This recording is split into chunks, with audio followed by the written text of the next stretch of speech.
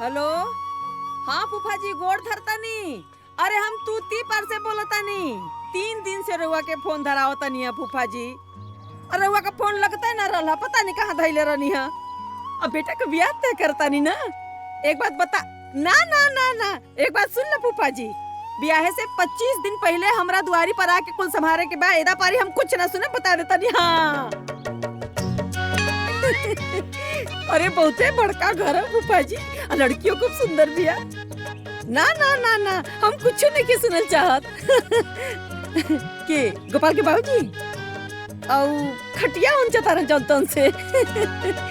और सारा इतिहास भूगोल बताइबू फोन पर। और तेरे फूफा जी का फोन है। बतावा। देखा तेरे ना फूफा जी, देख ऐसे ही बस यह सहूर है। अरे ऐसे कैसे का कहीं ब्याह ऐसे थोड़े ना होला। पहले ना बात होई, चीट होई, तब न ब्याह तय होई। ऐसे तय थोड़े न हो जाई। हमार लड़का तो लाखों में खइया बा। वैसे वो लोग ना बहुत बढ़िया लोग बा, बहुत बड़का घर है। हमहू बता देली हमारो बेटवा लाखों में एक है। हाँ अभी देता नहीं ली बतिया ली उनका से। हाँ ये जवानी हाँ देता नहीं बतिया ली। सब इतिहास भूगोल तक बताए दिले बाड़बू। अब का बाकी बाजे हम बतियाई। आय जोन तुमसे रुआ पे ये सौरव के निकना लगला। यही सौरवा पर 3 दिन से रुआ से हम बात नहीं करत। जाई हमसे बोलत मत, बता देता नहीं तो मांगे लगल है हमरा। सुन ले फूफा। आय अरे बकलोल बेहरारू के हम का समझाई। अरे अबले कुछ भी तय ना भइल बा। आय और हफ्ता भर से पहले ही सबके नोता देतिया। गोपाल से आज बात भइल रहे, देखी कंपनी का कहतिया छुट्टी खातिर। आप कितने दिन के लिए जाना चाहते हैं? सर प्रॉब्ली 15 days। ओके ठीक है, आप एप्लीकेशन लेटर मुझे मेल कर दीजिएगा। ठीक है। Okay thank you sir. Okay best of luck. Thank you.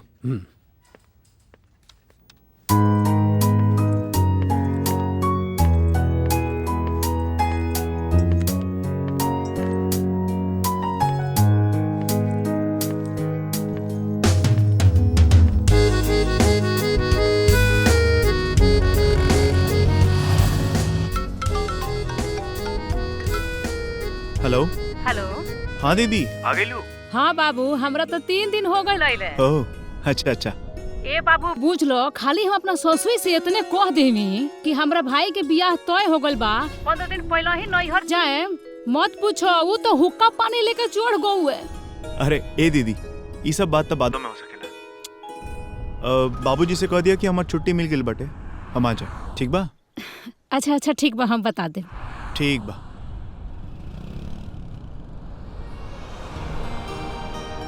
जरा 1 मिनट रुको।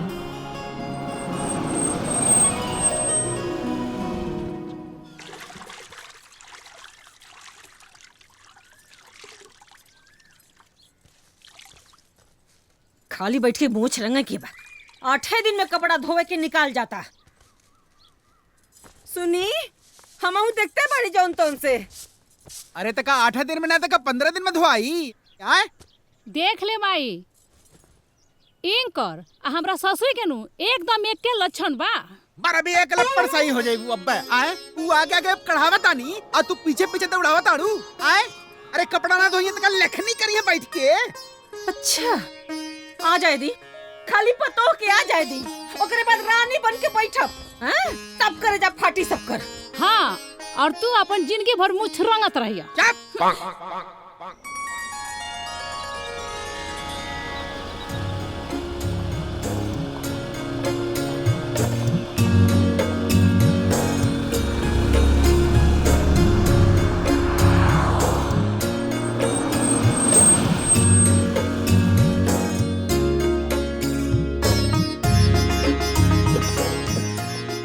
अरे गोपाल बेटा। गोपाल अरे हमार बच्चे गोड़ लागन बाबूजी। कैसन बड़ा ठीक बड़ा ना। ठीक। अरे हमार बेटा। ठीक बा बाबूजी। अरे प्यार बातों में बरसाले खतरा लागे से हमार लइका ठोकर हरा लाइल बा। चल बेटा अंदर चल। 1 मिनट समनवा तनी। अरे तू अरे सामान हम लेके लेके आ। आवत नहीं, तू चल आराम कर। बढ़िया खाई का बनौले बनी। हम ठीक बनी। अरे बचवा तो के देख के हमार जीव जुड़ा गया। और बस बस माई। खो चुपचाप। अरे माई पेट भर गइल बा। आ खा ना सुख के आठी तो हो गई बड़ा। अरे बचपन में 8 गो रोटी में नून तेल पोत के पुपही बना के खा जात रहले ह। जौन तुम से का भइल तोरा के? अरे तू तो जवानी में 8 गो रोटी माठा में सान के खा जाते रहलू है, अब कहे ना खींचलू। जौन तुम से ना रउवे की नजर लगौले से हमर खायल छीटल बता देता नी। हां आजादी हमरा पतो के दर्शन दुर्लभ हो जाई, दर्शन बता देता नी। और मैं इनकर यार हमन के ठीक ना लगला रे। चल रे आओ।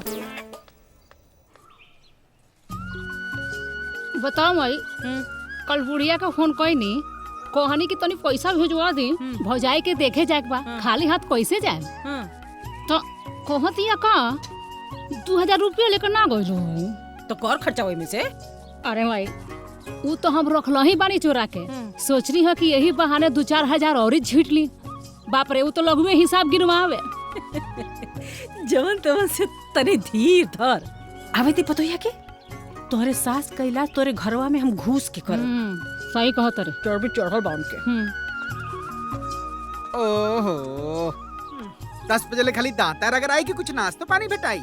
अरे तक कौन कहीं के रवा रोज टाइम पर खा के कुतुब मीनार ढके लिया मैंने हैं? एक दिन ना खाए तो दोबारा नहीं खे जा जाई काम बाटे बनाई तो भेटा जाई। जबानी खाली के की आते रहना हर काम में बाधा डाल दी। ले खुला कर माई। बाबूजी का लड़की देखे जाए बा, हमरा लगे एको गो नया साड़ी नोई के का पहन के जाए? अरे बक्सा में मारे कपड़ा रखल बा, कोनो साड़ी पहन के चल जाइए। अरे वो तो सब पहन चुकल बानी, उहे साड़ी पहन के जाए। दोबारा ना पहन सकेले? ना पहने, नया साड़ी चाहिए। नया साड़ी चाहिए। लाट ए साहब जी नहीं है। सुनी हाइल एकरा के प्रेस कर ले, इहा बहन के जाए के बाऊ। हां प्रेस? हम प्रेस करब? माने कि हम कपड़ो धोई और प्रेसो करके दे जोन तन से हैं? प्रेस कर ले नहीं तो चुंगुल्ला बहन के जाए के पड़ी। ऐसे कैसे चल जाई? हम आप लोग खातिर बढ़िया बढ़िया कपड़ा कीन ले बनी।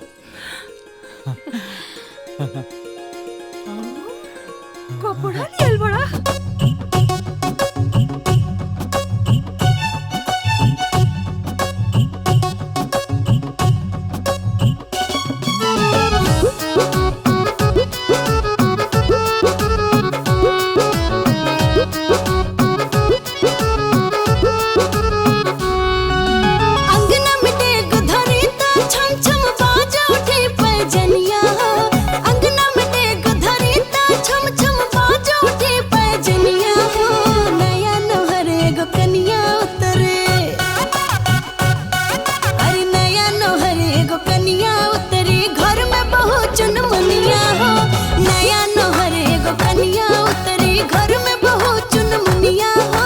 राजकुंवर बन के बेटा मुरझाई जब ससुररिया हो, राजकुंवर बन के बेटा मुरझाई जब ससुररिया हो। मुझका के टाइट समधी बना,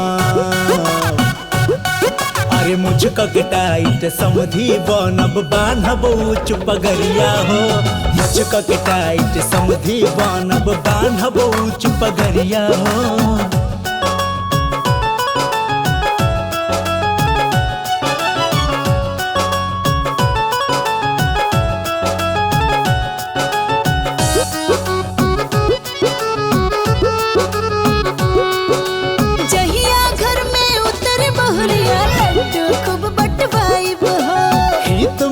के दुआर बुला के बहु भोज करवाई हो। अरे मुँह दिखाई में देहब हम नाक जड़ल नाथुनिया हो। मुँह दिखाई में देहब हम नाक जड़ल नाथुनिया हो। नया नोहरे गो कनिया उतरे, अरे नया नोहरे गो कनिया उतरी घर में बहुत चुनमुनिया। नया नोहरे गो कनिया उतरी घर में बहुत चुनमुनिया।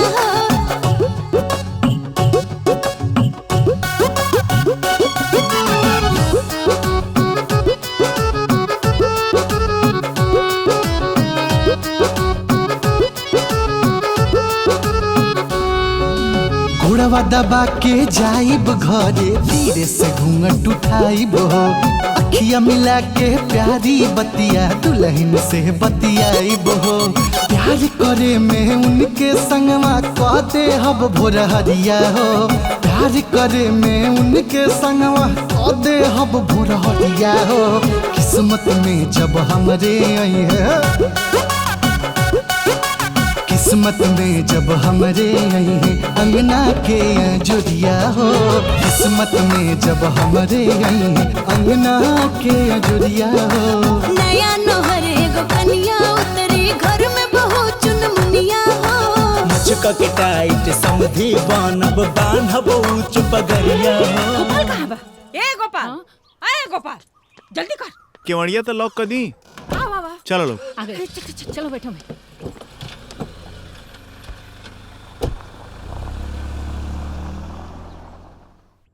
हावे में तो कोनो तकलीफ नहीं के भइल ना?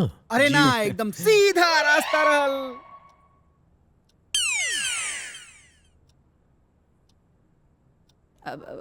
भाई साहब,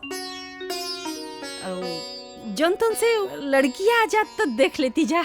हाँ काहे नहीं। अरे पिंकी के माई जी तनी पिंकी के बुलावा। हाँ पिंकी,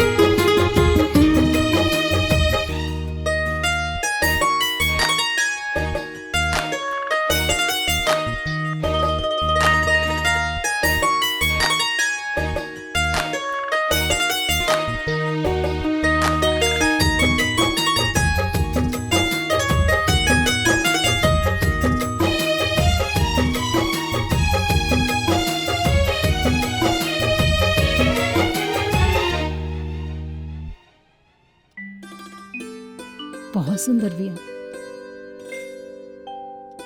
हाँ नीक जौन से बड़ी सुंदर बाड़ू।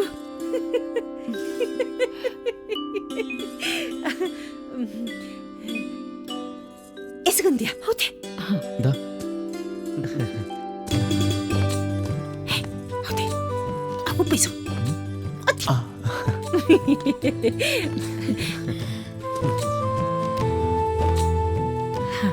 तोरा खातिर ले ला।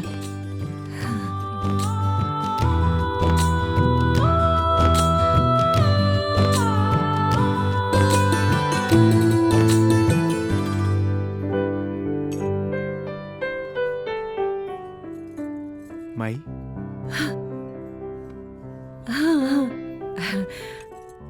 हाँ खा खाई। खा बच्ची। बढ़िया। देखिए हऊ है एगो बिटिया बाड़ी। अच्छा अच्छा। हऊ हमार दामाद। हाँ आई दोनों जने के बीच में हई है एगो सार बाड़े। हमरे गौवा में निरंजन बाबू का दमदा अपने सारे के बराती में जब गए ना हाँ तो ओके जनतन से माड़ भात खियौनी अंगूठी मिलल रहे। हाँ राउर मामा अपने दमदा के का दिल ना जी? हाँ जनतन से 4 कट्ठा जमीन बहिन जी आ एगो बनल बनावल घर। हाँ, पानी आराम से। इतना है ना बहन जी, हमार समझी इनकर बाबूजी अंगना में आई ना और तो एकदम अनठान तो ठान देना कहे कि बिना कुछ ले खोल बना करा अब यहाँ के मनावत मनावत थक गई ना, माने के तैयार है नइखे। हमहू सोच लेहनी भाई ये नहू का श्रद्धा पूरा होके के चाहिए कि ना चाहिए। अब बस जौन तौन से हमहू ना ही सोचनी, टप्प से नटई में से सोने का सिकड़ी निकाल के जाके मड़वा में उनकी पहिराई है तो देनी। बहुत बढ़िया बहुत बढ़िया। और सुनी, अरे हमर माई तो हमरा सास के झांपी खोलावनी सोना का कंगन देले रहे। कहा न बहन जी, इकलौती लेके जब रहे नहीं तब लेन देन तर लगल रहेला। अब जनतन से भाई साहब, अब चाहे वो बिटिया के श्रद्धा होखे, दामाद का होखे, गांव गिराव का होखे, चाहे हितनाथ का होखे, हो कि नहीं? सही कहली, सही कहली। बस बस बस भाई साहब, आप खाली इतने का विशेष ध्यान रखो, बाकी जनतन से कहीं कहीं रवा निफिकिर रही, राहुल श्रद्धा में कोई कमी ना रही। रउआ के ही नइखे लागत कि पिंकी वहाँ एडजस्ट ना कर पाई? लड़का में कोनो कमी बा? फर्स्ट क्लास लड़का बा, अच्छा खासा बैंक के नौकरी बा, तो हार बिटिया के जोड़ी ओकरा साथे बहुत अच्छा लागी। ना ना, हमार मतलब कामिनी से। अरे मैडम, शादी के बाद लड़की अपना हस्बैंड के साथे रही, फिर समस्या कोना चीज के आई? हमनी के बिटिया बहुत सुखी रही और खुश रही। अरे जवन तवन से बहिनी बुझी उ ताजमहल रहा हो। अच्छा। अरे जाने तारू, हरियर तरकारी, उज्जर तरकारी, आ पियर तरकारी। अरे हम तो इहो ना बुझ पाई का खाई आ का छोड़ी, आ जवन भटाल तन खाइए गईली हो। जाना ना कि हम तो ठा से गोही देली होई जा कि ए गौवा में जौन बड़का बड़का जाना बाड़ा ना, ओनहु के ऐसन समधियान ना होई जैसन हमरा के समधियान मिलल बा। ए सुगंती, हाँ माई। अरे चाहवा लेके आओ तू। अरे छाना तानी। अरे बहनी जब लेके आवतिया तो सुना लोगन, बतियावा लगा तो 3 दिन लगी। हाँ। और वह कहा तानी ना बहन, हाँ। कि हमार किस्मत में ना भगवान भगवती एक कीचड़ में हमार बेटा के रूप में कमल खिलौले बाड़ा, तबे ना रमझला लगल बाजी कुल। आए बस यही एगो लालसा बन कि हमार पतो हो आ जास, आए अपन जिम्मेदारी संभाल लेस, आ ओकरे बाद ना बुढ़ऊ के लेके खाली तीर्थ पर याग न करे के रही जनतन से। ला चाची चाय पियो। चाय पी चाय ले नमकीनिया लिया रली चुगवा रतिया खिले गल तना बड़ बड़ मुसरा बनी घरे में, और ले जाके काट के खा गल, हमके ले जो काट के खा। अरे बबनी बड़ा दुबरा गइल बाड़ू।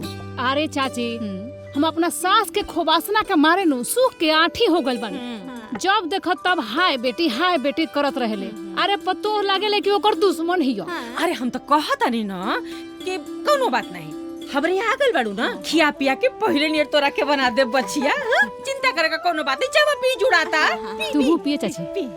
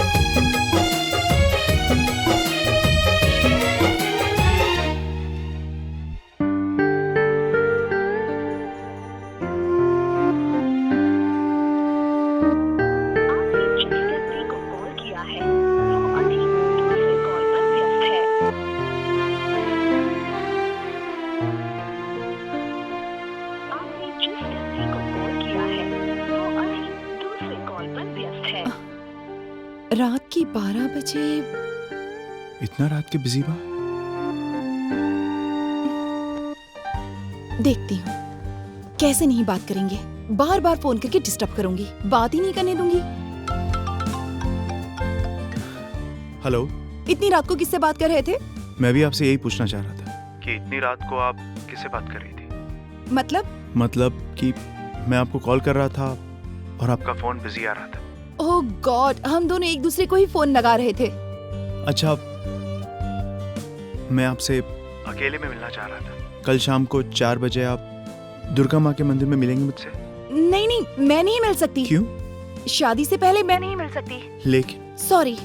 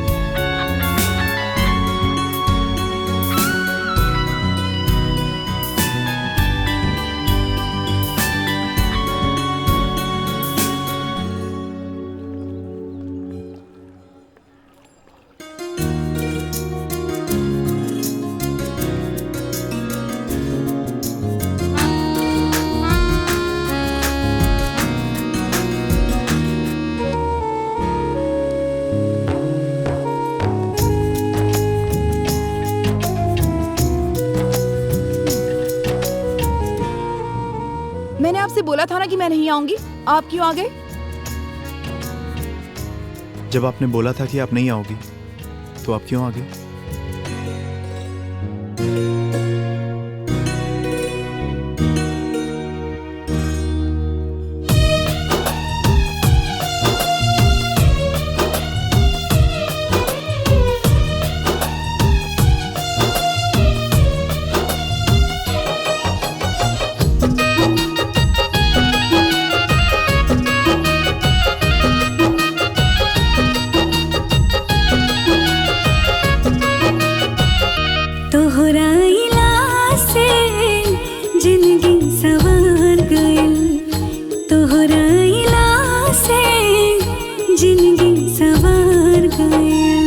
कदम पड़ते ही दिलवा के, कदम पड़ते ही दिलवा के चौखट तार गए।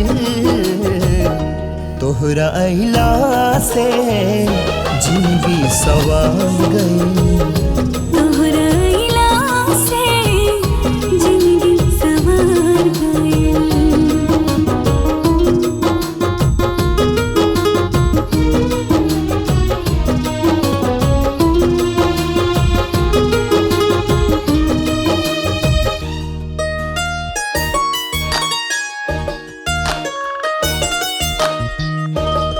हमारा नाम के पहचान हो गई लू, अनजान से तू जान हो गई लू। बोली धड़कन मोरा पिया पिया, हर सिरा हर पल जिया जिया। बोली धड़कन मोरा पिया पिया, हर सिरा हर पल जिया जिया। नजर मिलते मोहब्बत के, नजर मिलते मोहब्बत के 100 रंग चढ़ गए। तोहरा अहिला से जिंदगी सवार गई। तोहरा अहिला से जिंदगी सवार गई।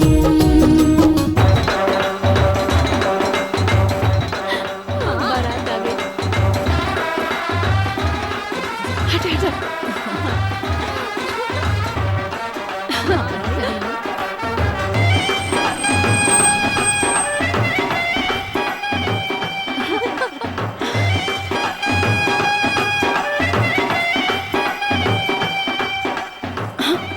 जा देखा, पिंकी तैयार हो गई। जा।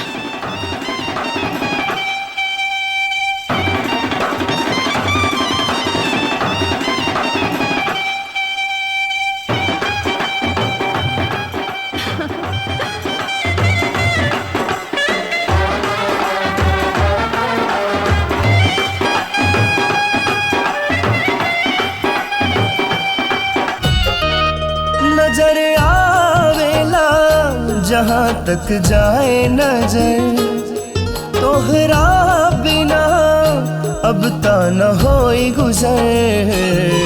छोड़ी हाना कब हो साथ पिया जिधाली हला तो हाथ पिया।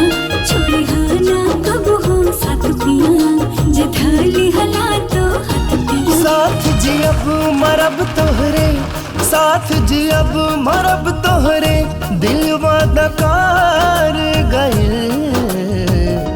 तोहरा इला से जिंदगी सवार गए। तोहरा अइला से जिंदगी संवर गए।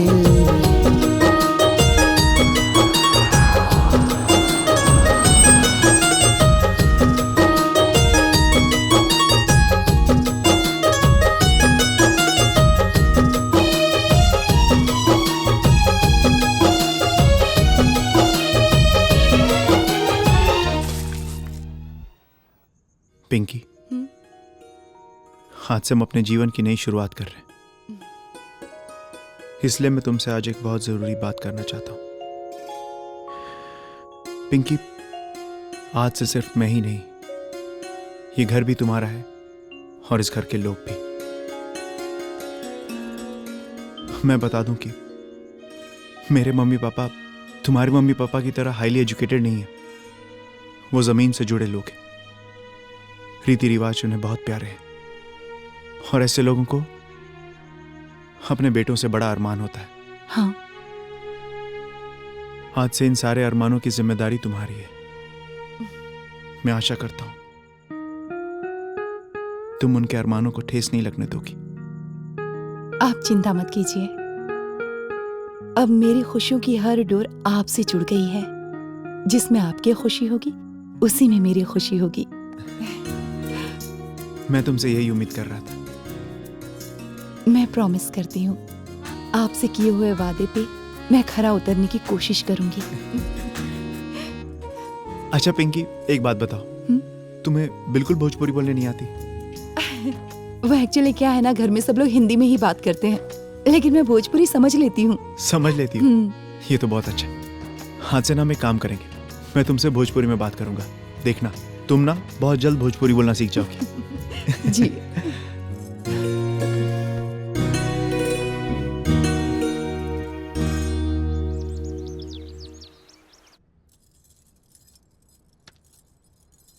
ए बेटा, हाँ मई, हाउ टेंट वाले का पैसा बा?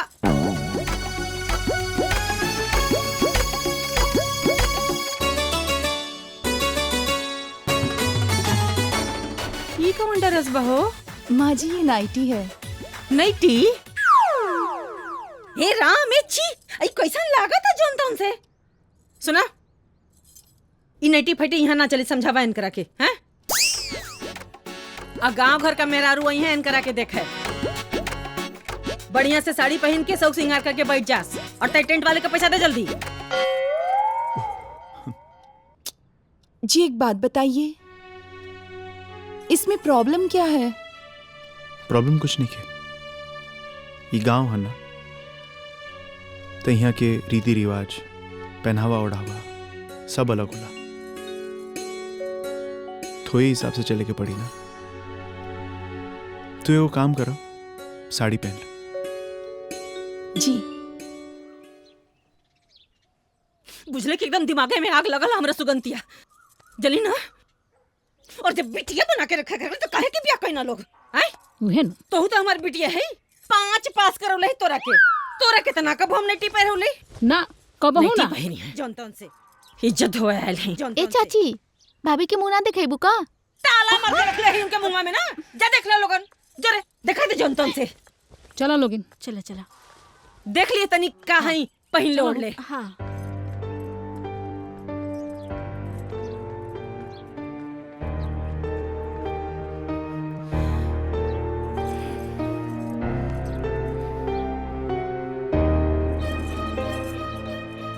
जे वाला ते बोरा है या वाला। ला लो, देख लो दुल्हन। ए दीदी, भाभी तो बड़ी सुंदर बाड़ी। रे बसंतिया, कितना बढ़िया तलवार नियन आईब्रो बनौले बाड़ी। एमी के सेम लिपस्टिक हमो किनले बानी, लेकमेक बनाई। ए जनतन से यहाँ लोगन दुल्ही देखे आयल हो कि लिपस्टिक देखे आयल हो? आए देख ना माई ई बसंतिया, अरे एकरा भौजी के जब हम देखे गए रहनी पूरा 15 रुपया मुंह देखलाई देले रहनी, और ये तो फिर ये हाथे आगल भी देखे। तो भौजी का मुंह तो कोनो जरूरत नहीं है दिखावे के। आए फोकट पे लोगन मुंह देखायल बड़ू हो? आए सबका घरे मुंह दिखाई देले बनी, ऐसे ही मुंह ना देखे दे। हां चल निकालो। चल रे, ना दिखाइए तो ना दिखाए। हाँ जा जा लो, जब आट जाई तो लेके आई है। अब बताई बाबूजी, बियाह के 1 महीना पहले से इज्जत धारणा देले बाड़ी हैं, अब तो बियाहो बीत गई। घरे जाके कहतनी तो कह तरीका कि रोरा माई के मुंह देखल नहीं चाहत हम। ए बाबू सुना, हाँ इहो अपने माइया पे गइल बिया। जात रहनी 7 दिन खातिर और आवत रहनी 7 महीना बाद। जनतन से के कर शिकायत करतनी जी? हमार हिम्मत बा तो हर शिकायत करी। हाँ। देखने माई ई दोनों जना मिल के हमरा के यहाँ से भगावे के चक्कर में लागल बालो। अरे के कर हिम्मत हो कलो हमरा बेटी के यहाँ से भगावे का? वो हमारा बेटी के जनतन से। बताओ ना माई, तोनी भर चलता इन तो लागत है हमार हाथ और गोड़ झिनझिना है, और यहाँ के बानी यहाँ के तो हमरा खातिर कोनो माया नहीं है। जब देखो तब हाय माय करत रहिले। जनतन से कोनो नौकरानी नहीं के भेजले रवा के घरे? हां ओकरा घर दुआर नहीं के का? और 20 साल से रानी बना के रखले रहनी ना। जाई हमार बेटी जा। मुंह का देखा ताड़ा, फैसला हो गई। लेकिन सुनी ना, वैसे भी ना हम ऐसा ना घर के बेटी है ना बबुआ कि जहाँ दमादन कभी कुटाई होला। विश्वास देखे तो पूछ रही अपने ससुर से। नहीं मैं पूछे कौन बात बा, तो ठीक बा 15 दिन बाद हम आमीन का के ले जाए खतर। अब वैसे भी ना बाबू, नहीं भौजाई आइल बिया, बढ़िया बनाई खियाई तो देह सिहराई है ना, ओकरा बाद हम विदाई फाइनल कर देब। और वैसे भी हमार पतो काल चूल छुए वाली बिया। अब ताकत का बानी जाई, बैग उठाई जा।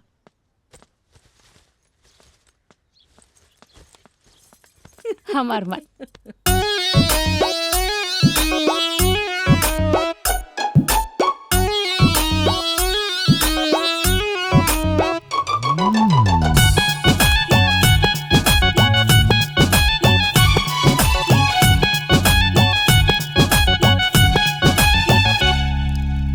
भर गइल घर हमार, पहले रहे जे खाली, मनया गरात बाटे भैनी पतो हवाली। भर गइल घर हमार, पहले रहे जे खाली, मनया गरात बाटे भैनी पतो हवाली। चूल्हा छेकाई के आइल शुभ दिन, आज पूरी रसिया बनई है दुल्हन, आज पूरी रसिया बनई है दुल्हन।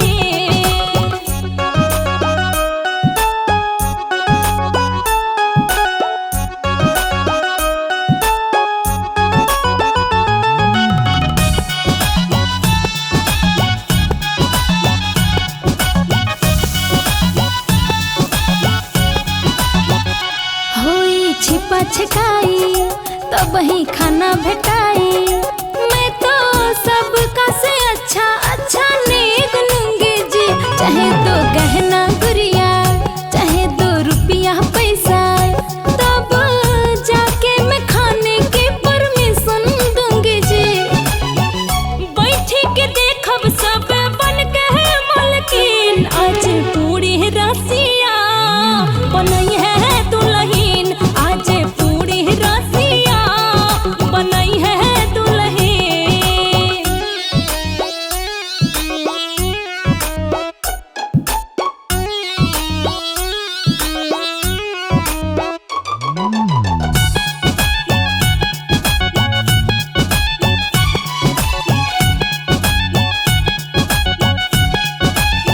भोजन का स्वाद लीजिए, फिर तब मुझको दीजिए।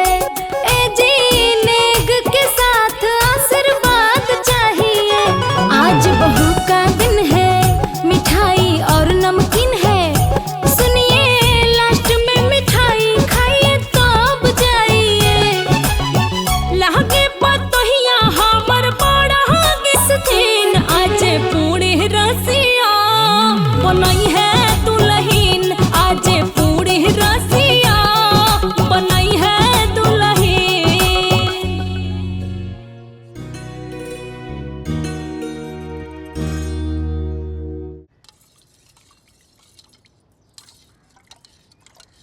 तू नाराज काहे बाड़ू? बस 1.25 महीना के तो बात बा।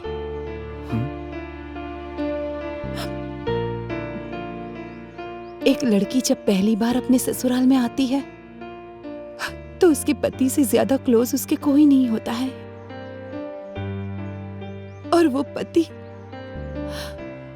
मात्र 4 दिन के बाद ही उस पत्नी को छोड़कर परदेश चला जाए तो उस पत्नी को कितना अकेलापन लगेगा जी।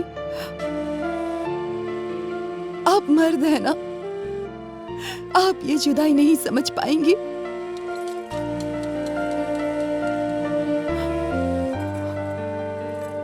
हम ना समझे, हम सब समझता नहीं, लेकिन यो तो तारे घर। हाँ, उनका बात के दिल पे मत लिया। हाँ, खुश रहला से सब कुछ सही हो जाला। देखा, तू ज्यादा अपन ख्याल रखियो, हम आई के भी।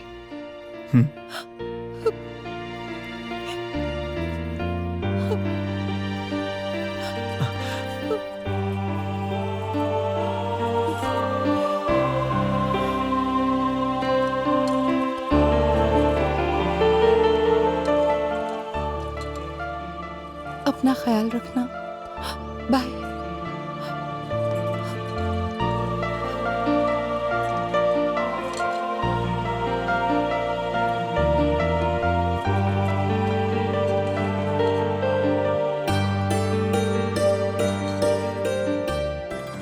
चलते नहीं। खुश रहा, अपन ख्याल रखिया। तू अपन ख्याल रखिए मैं। चलते नहीं दीदी। खुश रहा।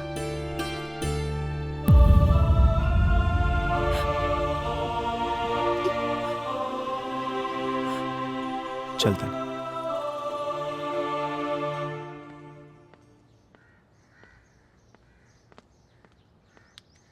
चलते नहीं बाबूजी।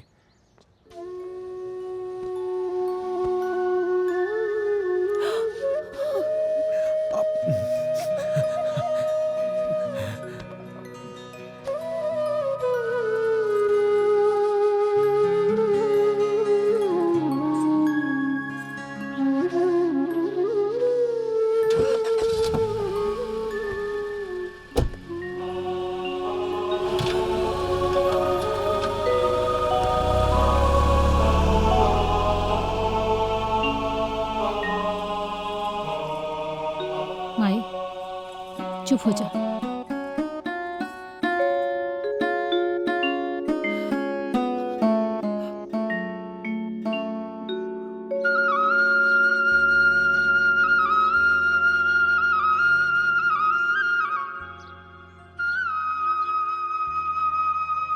बाप रे, हमार कपार बथता,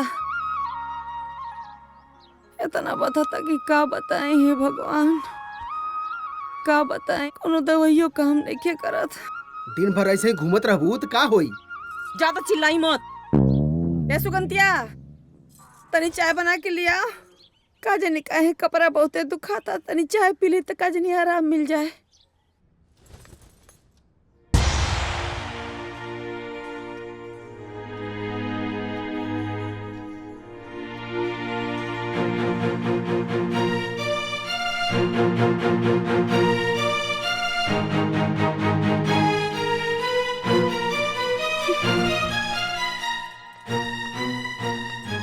अरे माई, अब चाय के बनाई? तहार पतो तो गोपाल के वियोग में सूतल बाड़ी। अरे वो सुतल बिया तो तू बना दे। काहे बनाई? अरे ससुरो में देठे ठाई, नैहरो में देठे ठाई। हम ना बनाए, जा अपना पतो से बनवा ले। अरे वो आराम करत हुई हैं, जा तू बना दे चाय। हम तो बनेबे ना करब। सब केहू हमारे पे चिल्ला के जाता।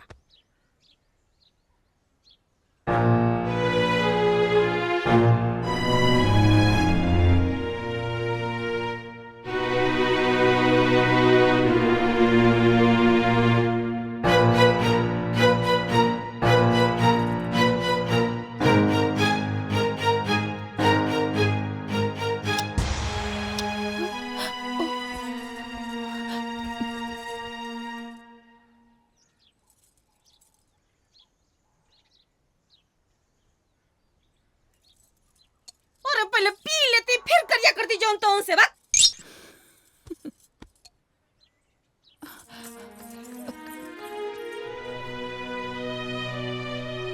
माँ जी नींद लग गई थी, जगा देते तो मैं ही बना देती। काहे? अरे भगवान हमनी के हाथ गोड़ नहीं दिले का? हैं? चाय बनवा लेनी और हेदे पिया तो बानी और तू सोचा तारू कि तू सुतल रहबू तो हमनी के चाय नहीं पी सकत जा का? जा सुता जा नींद पूरी कर ला। आ सुना, तारा खाती एक कप चाय छोड़ देले बनी, छान के पी ली हो। माने कि मरद रहल ह तो अब ही ले चाय टाइम टेबल से बनत रहल ह और ओकरा जाते कुल टाइम टेबल भुला गल जनतन से।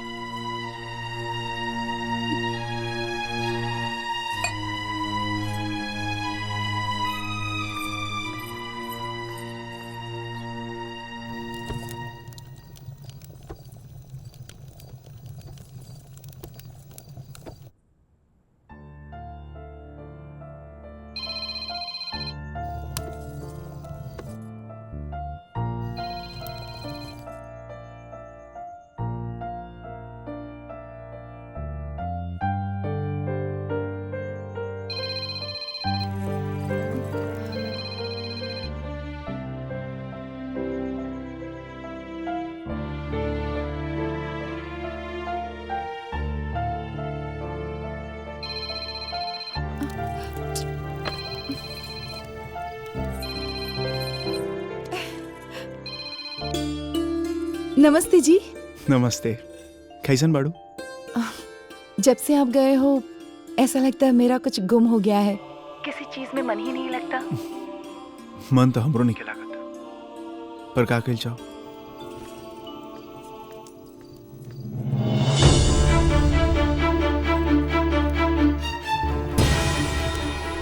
आपने खाना खाया? अभी कहाँ? अभी तो बस ऑफिस से नहीं है, सोचनी तारा से थोड़ा बात कर ली फिर खाना खा लें। तू खा लू? नहीं नहीं, अभी तो मैं रोटी बना ही रही थी। अरे अरे, रोटी तो मैं तवे पर छोड़कर ही आ गई। चलिए बाद में बात करते हैं। अरे सुनो, हेलो, बाय बाय बाय।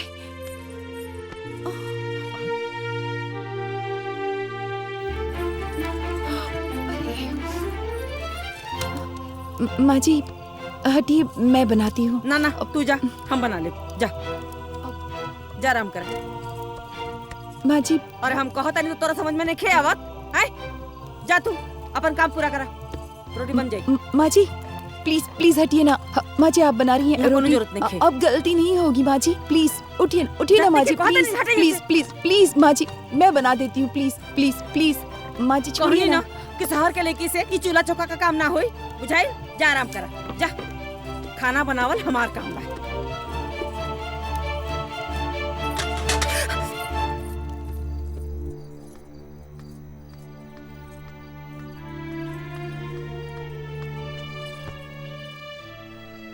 लोग लड़का का ब्याह करना सुखे खातिर, हमरा तो किस्मत में सुख है ना जौन तौन से।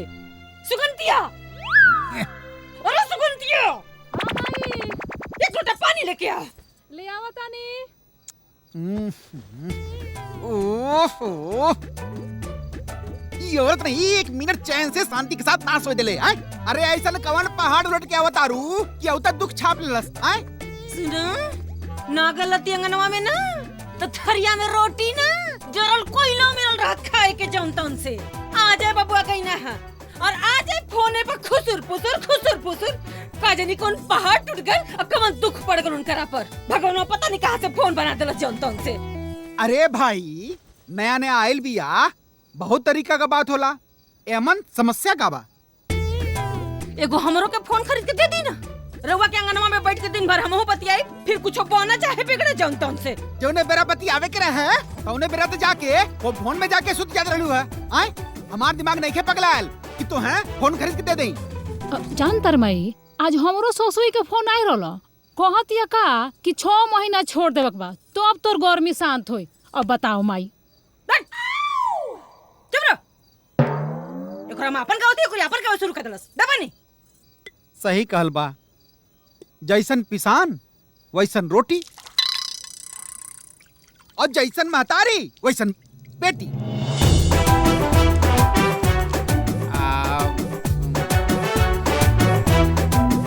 साला कुत्ता प्रभु।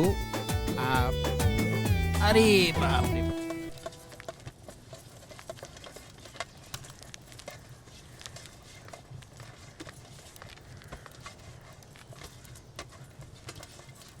का हो है तो ना रियू रियू के बर्तन धोवाई तो किरिन ना डूब जाई। हैं?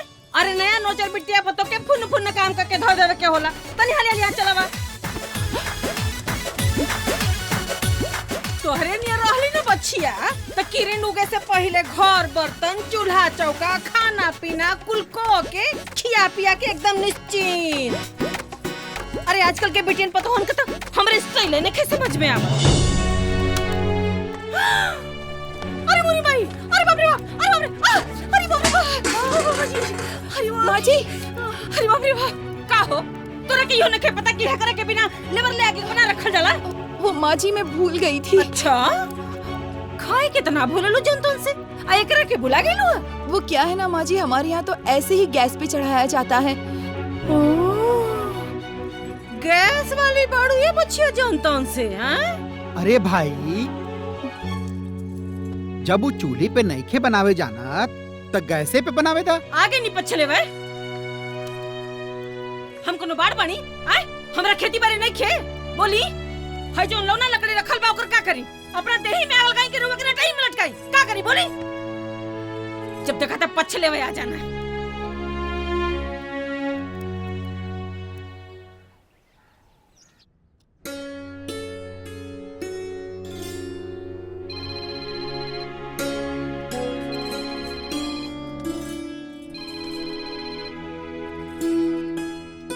हेलो, क्या करता रू? घर का काम और आपको याद करने के अलावा और दूसरा क्या काम है मेरे पास? आप क्या कर रहे हो? हम ऑफिस। अच्छा, कब आएंगे? अरे अभी तो कुछ दिन भइल बाइला। ऐसा लगता है कि बरसों हो गए आपको गए हुए। अच्छा, माई बाबूजी के का हाल चाल बा? कहाँ बालो? शायद बाहर होंगे। ओ, और खाना खैलू? अभी तक नहीं। का? अभी तक खाना ना खैलू? जा तू पहले खाना खा, बाद में बात हुई। सुनिए ना, थोड़ी देर और बात कीजिए ना प्लीज। ना ना ना, पहले जाके तू खाना खा। सुनिए प्लीज प्लीज। नो नो, पहले जाके खाना खा, बाद में बात हुई, ठीक बा? ओके।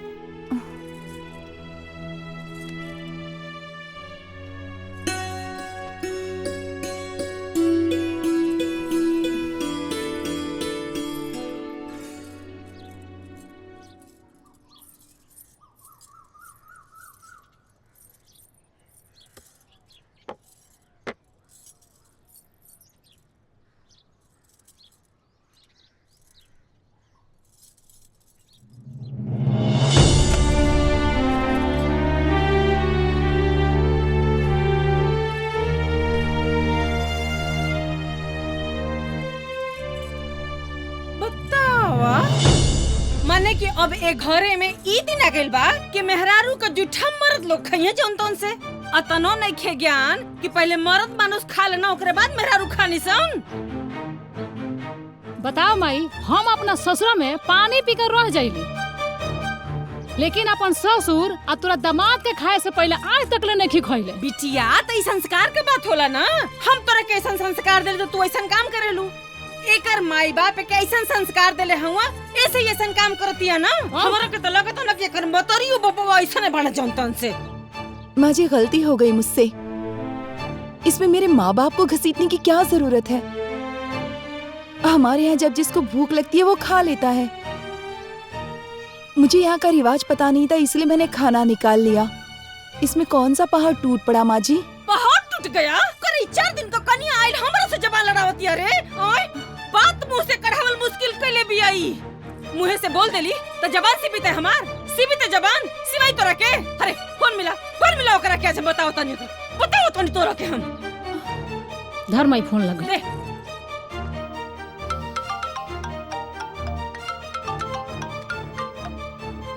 हाँ माई, प्रणाम। खुश रहा बचवा। कितना अरमान से तहर बारात सजौले, कितना सपना सजा के पतो उतरले। बाकी हमरा के का पता रहे कि हमरा के उल्टा सुने के पड़ी जौन से। का भाई? ये बचवा एको बात बर्दाश्त नहीं के करतार मेहरारू। बुझला न जाऊन तो उनसे एक को काम ढंग से नहीं करत, न बर्तन धोतिया ढंग से, न खाना बनावतिया ढंग से, एक को काम घर का नहीं करती है बच्चे। हाँ, ढंग से नहीं कर पा रही हूँ, गलती हो रही है मुझसे। उनसे कंप्लेन करने से क्या प्रॉब्लम सॉल्व हो जाएगी? सुन ले, सुनो तो अपने मेहरारू का जो भाषा। भी काम है सब तो कर रही हूँ। जगह नहीं है, लोग नए, तरीका नया है, गलती हो गई मुझसे।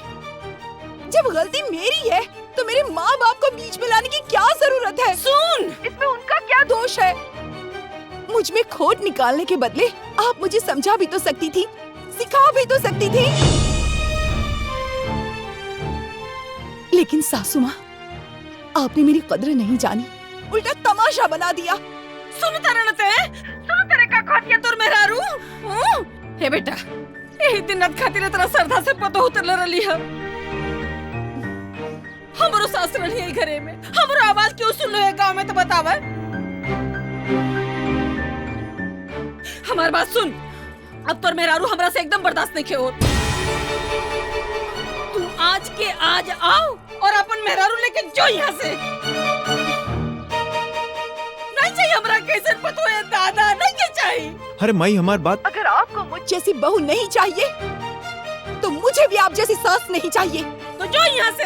हाँ हाँ, जा रही हूँ। हाँ तो जो यहाँ से। हाँ, अरे जाना और चट का बाड़ू। हेले रे, शांत हो जाओ।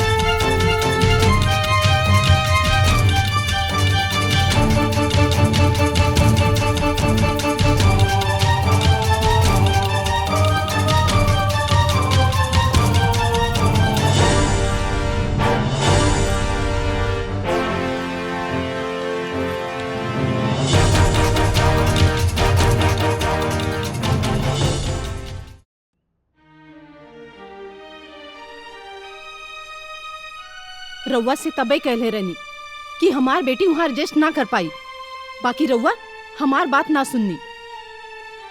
अरे इतना पैसा खर्च करके शादी कैला के बाद भी ये सब तमाशा अच्छा लगा था का? हमार बेटी आज ले वहाँ तरीका से नहीं खे रहल तो वहाँ कैसे रह ले? अरे रउआ के सोचे के चाहिए कि जौना लेवल में ओकर परवरिश भइल बा वही लेवल में ओकर शादी बियाह करे के चाहिए। अरे नया नया घर बा, थोड़ा बहुत तो शुरुआत में एडजस्ट करे में दिक्कत होला ना।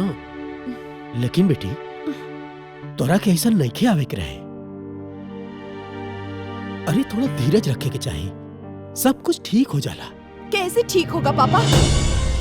छोटी छोटी बातों को लेकर बड़ा बड़ा इशू बना देते हैं।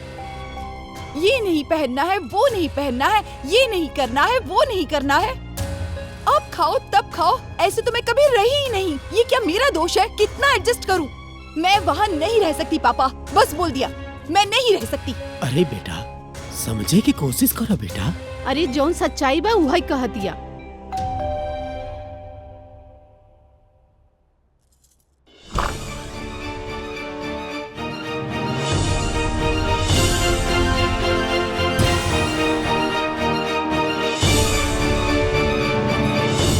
आपको सारी बात मालूम है ना, फिर भी आप कह रहे हैं कि मुझे ऐसे नहीं आना चाहिए था। बिल्कुल बोले, तू सिर्फ हमार घर छोड़ के नहीं क्यों आई, अपन ससुराल भी छोड़ के आइल बड़ो।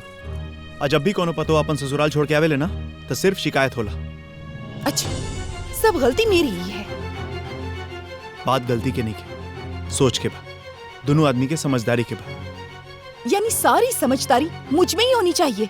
पढ़ल लिखल तो तुम्हें बाड़ू नु। पिंकी, जब बात परिवार के प्रतिष्ठा के होला ना, तो ये सब मन मुटाव, ई वाद विवाद, ई सब से रिश्ता खाली बिगड़ेला। आ परिवार के समेटे के जिम्मेदारी तो तोहरे रहे ना, भुला गेलू? बेटी,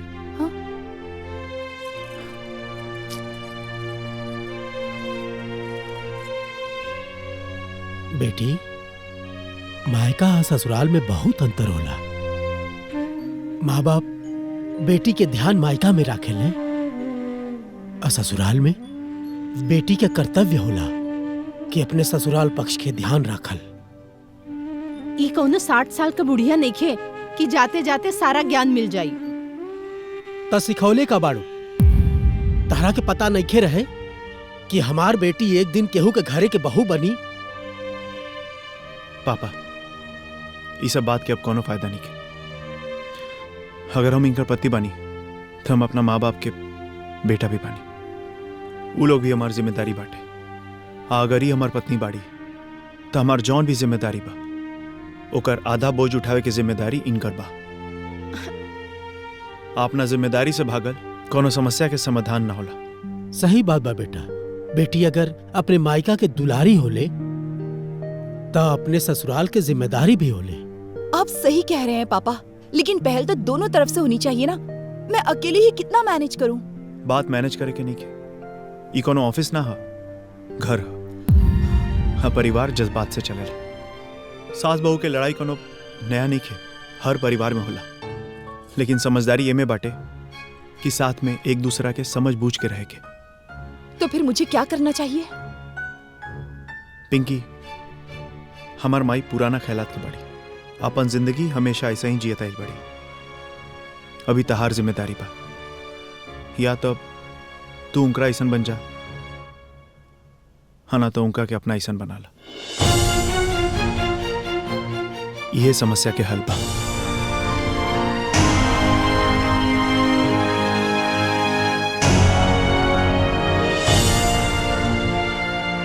कितना अरमान से पता उतरले रहली, कुल माटी में मिल गए। का? हाँ, एक मिनट। ए माई, अभी अभी नु सूर्य से चका फोन आरला आ गोपला तो एकदम बाहर से बाहर ससुरारी पहुंच गइल बा। ओकर मोती मराइल बा का रे? जब तो के हमारे पास आवे के चाहे तो ससुरारी पहुंच गइल। उहे तो। अरे हमर करम।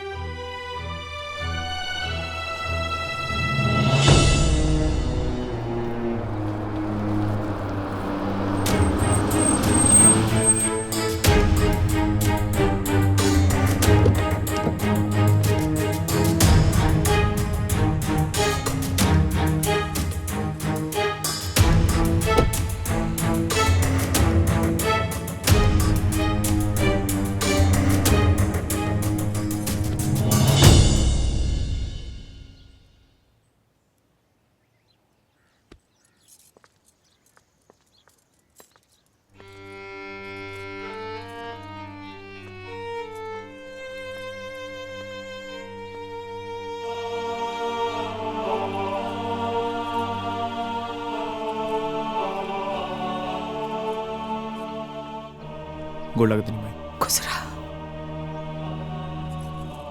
हाँ ठीक है, ठीक है, ठीक है। हे माई, माफ कर देना। तू एक काम कर, कान पकड़ के माफी मांगा।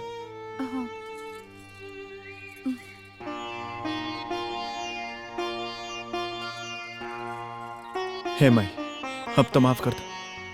हम क्या होला माफ करे वाला जौनतन से? तो 3 मिनट 13 में जासो, जौनतन से जासो। माँ जी, मैं भी आपकी बेटी की तरह ही हूँ, माफ कर दीजिए ना। अरे जायदा, मान जा। रउआ दिमाग मत धनकाई। हटा यहाँ से। एलुआ तेल लगावे वही का। माँ जी माफ कर दे। माई, आई यहाँ वही का पालिश लगावे हमरा के। पालिश करेंगे नहीं हमसे। अरे बेटा, ये ऐसा नाम नहीं है, इनके हमार वाला उपाय लगावे के पड़ी। क्या करूं?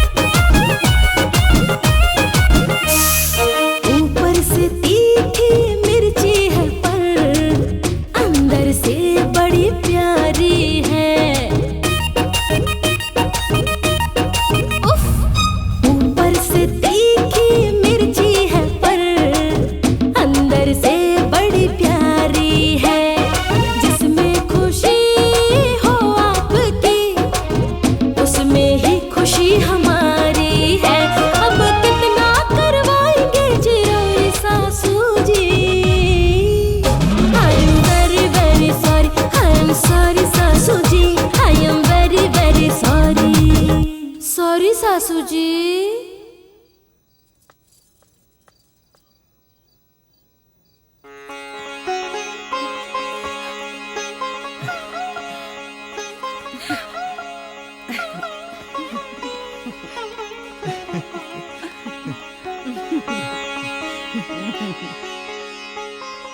चिंता मत कर, हम जल्दी शहर से आए और औतत तो रखे बोलाई। हाँ माई, 2-4 दिन बाद चलिए, ढेर दिन मत रहिए गोपाल के लगे। हमरा ससुर में मन न लगे, ते तो हमरा ससुर के रहन जानते बड़े। बुढ़िया, अरे चलो ना, जल्दी लेट होता। अरे जन तो से नहीं की न विदा करता नहीं जी, रुकी तनी। माई आराम से रहिया। हाँ। मजे में अरे रहिया हो गया, बिटिया। चलो। हाँ ख्याल धरिया अपन।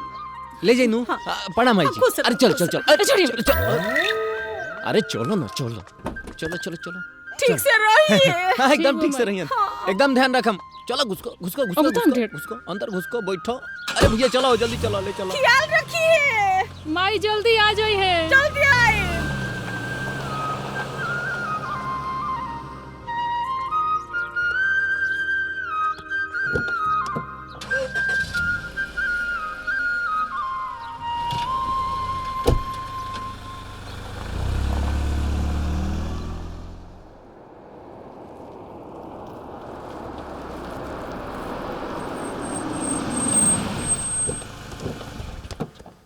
आ गई नी।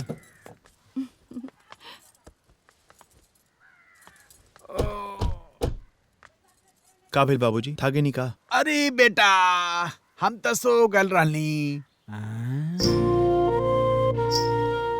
अच्छा है। देख के बाहर आ जेबू, हाथ मुंह फूट जाई।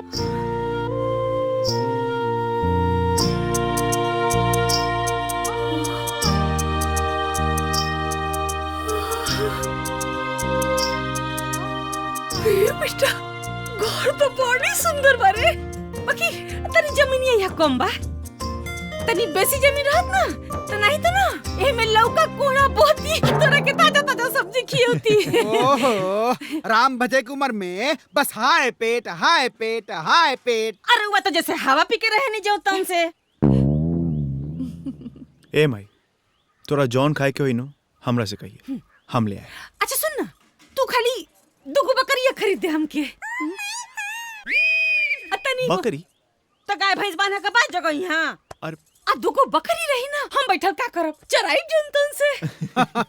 दुगो बकरी ना दुगो हाथियों किनवा देता नहीं तोरे खातिर हैं? शादी ब्याह में घुमावत रही है पगलेट कहीं के। यही से इनकर हमार ना पटल जंतन से। छोड़ ना माई, चल चल सामान निकालो दिलीप। जी सर चलो। चल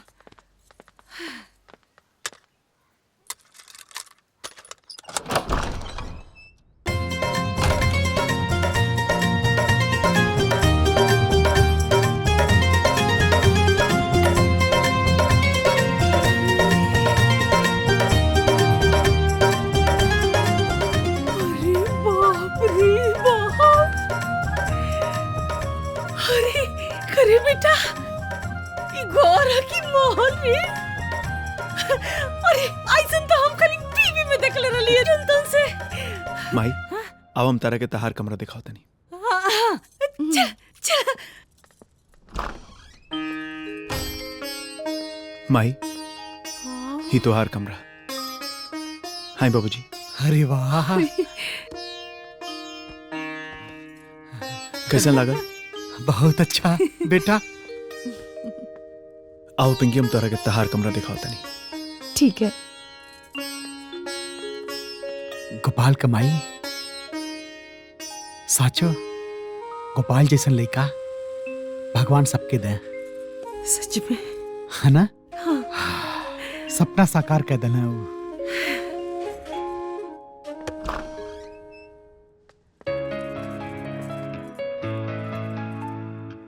आई है हमनी के कमरा। बहुत अच्छा है।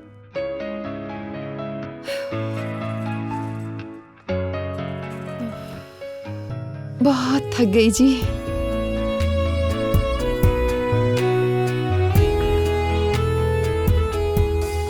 अच्छा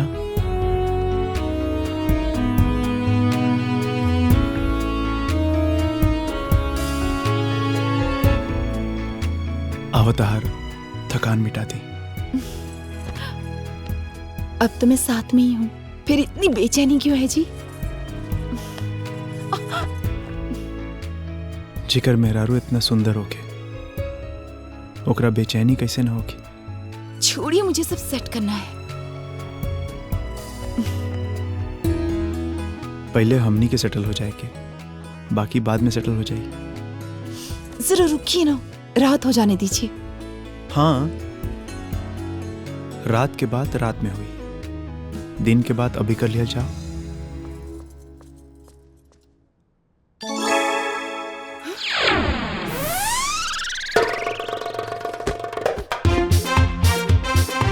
गोपाल, ए बेटा, जल्दी आ बेटा। हाँ माई। अरे जल्दी आ रे। अरे बाप रे बाप, का हो गया? जल्दी आ रे बेटा, अरे आ रे यार। का भाई?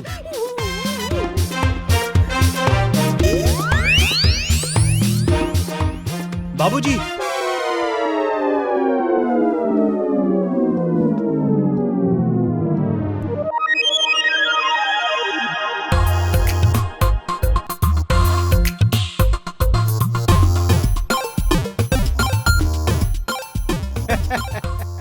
ये बेटा मुंह में से ना भक भक भक भक आग फेंकत रहल है, तो ठंडा ठंडा हवा लेत रहली है। अरे बाबूजी, रोवा गर्मी लागत रहे तो एसी चला लेती। वो फ्रिज है, उसमें खाए पिए के सामान रखल जाला। बच्चवा सहूर का ठिकाने ना, और बने के बाद ज्ञानी जनतन से।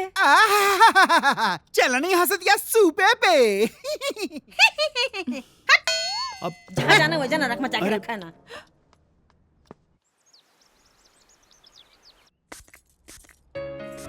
अरे बस बस। क्या हुआ? टीवी में ऐड नहीं को देख ले, ज्यादा परफ्यूम लगेला से लड़की सन अट्रैक्ट हो जाली सन। अच्छा, तो फिर आप भी किसी और की तरफ अट्रैक्ट हो जाएंगे क्या? अरे ना ना, हम तो मजाक करत रहनी है। जेकर मेहरारू इतना सुंदर होके ओकरा ऊपर केहू और के जादू कैसे चल सकेला? सुनिए ना, शाम को जल्दी आ जाइएगा। इहो कोनो कहे के बात बा? हमार दिल तो घर में अटकल बा, तो बाहर दिमाग कैसे चली? ऑफिस के काम खत्म होते ही 120 की स्पीड में गाड़ी आई। चलते।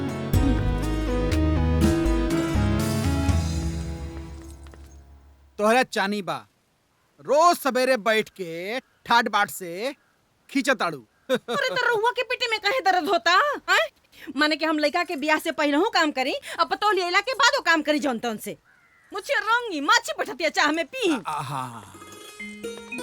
माई हाँ बेटा। चलता नहीं ऑफिस। अच्छा तू अपन ख्याल रखिया और जल्दी घर आइया। हाँ। जा टिफिन देलू हो? जी। अच्छा लइका ना बा, बड़ा हो गइल बा।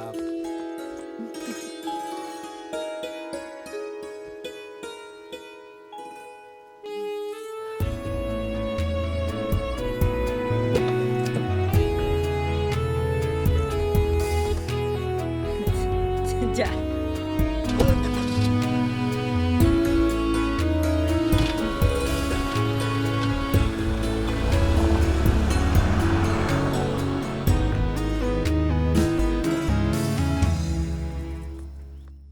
हम लोग आपके बगल में ही रहते हैं, हमने सोचा नई पड़ोसन आई है तो जाके मिल लें। अरे बहुत अच्छा किया जो आप लोग आ गए। अगर अगल बगल में रहना ही है तो एक दूसरे से जान पहचान होनी ही चाहिए। हाँ बिल्कुल। मैं अपने पड़ोसी से जब तक दिन में 2 बार बात न कर लूं मेरा खाना ही नहीं हजम होता है। मेरे हस्बैंड इस चीज के लिए कितना टोकते रहते हैं, लेकिन मैं भी कह देती हूँ कि आप हस्बैंड हैं और मैं वाइफ। आप क्यों इस चक्कर में पड़ रहे हैं? खाइए पीजिए, टिफिन लीजिए और ऑफिस जाइए।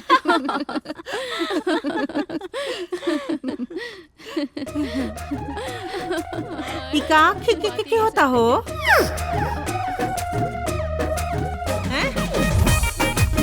मने औरत का बात एक डेग न सुनाई देवे के चाहिए, और तू लोगन रावण जैसन खे खे खे कैले बाड़ू हैं? ई कुल हमरा के पसंद नहीं के जनतन से। और तू लड़का के ऑफिस से आवे का समय होता, भूखल पियासल आई जनतन से, ओकरा खातिर तोरा के कुछ बनावे चनावे के चाहिए, तो तू भाई केनहन के संगे दाकियार तारू हैं? नाश्ता पानी हो गइल जनतन से? तो जा आवा चला निकला लो। चला जा खाना बनावा जनतन से।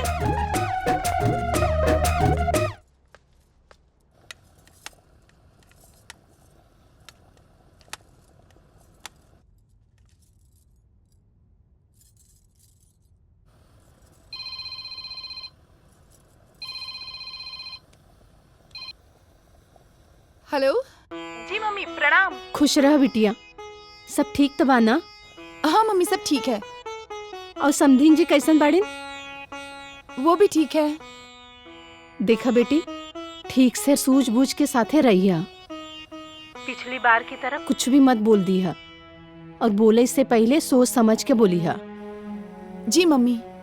अच्छा मम्मी मैं खाना बना रही हूँ, वो आने वाले हैं, हम बाद में बात करते हैं। ठीक बा। ठीक है मम्मी जी।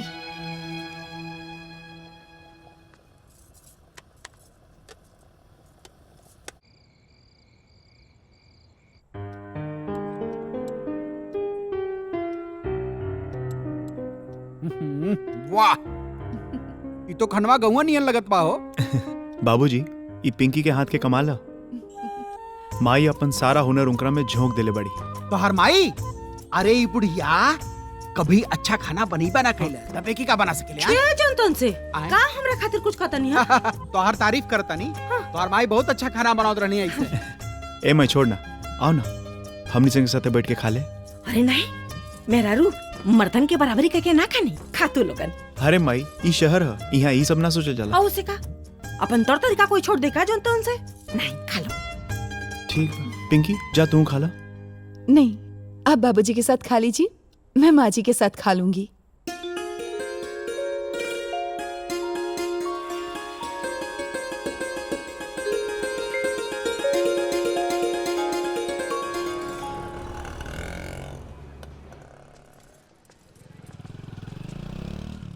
का किनो दू सब तो निमन बा। बेकार बा यार। अच्छा ना चला ठीक नहीं। चला हो। अरे माँ जी ये देखिए ना, अच्छा है ना? ठीक नहीं खे जाए नहीं है कितना को 10 रुपया। लूटा तारी चला हो। चलिए। हाँ देखा ये अच्छा है ना? दे दे। 4 रंग का है। अरे रे नीका की नहीं माँ जी कुछ नहीं है। अच्छा लग देखा। हाँ? नहीं अच्छी नहीं है। अच्छा है देखा एकदम चमकाता है। अरे रे खून खून खून देख देख देख खून खून। अरे रे रे ये कौन जी ये कौन माँ जी ये खून नहीं है, वो लड़के बदतमीजी कर रहे हैं। ए जनतन से अरे अरे बेइज्जती फैला अरे माँ जी छोड़िए माँ जी। माँ जी छोड़िए। माँ जी छोड़िए। ए बुढ़िया कहने के इतना बुरा लगा तो बोला ना तोप के चलो, अब उघाड़ के चलिए तो सब तो देखने कर यार। माई रे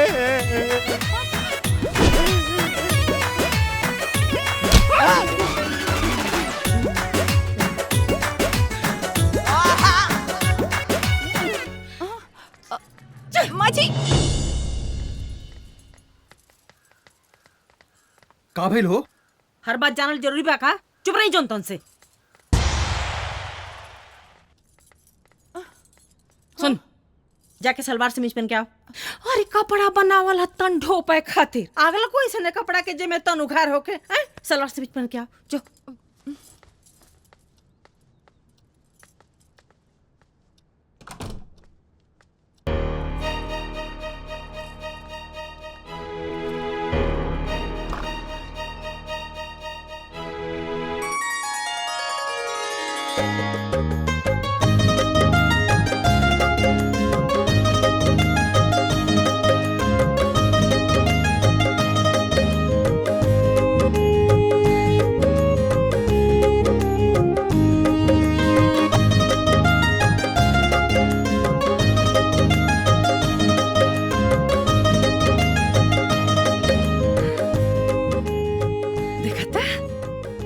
पूरा दे तो पागल। अब चला बेचारे अब चल। बाबूजी बेटा रहुआ एक्सरसाइज कल शुरू करी और पेट निकला था।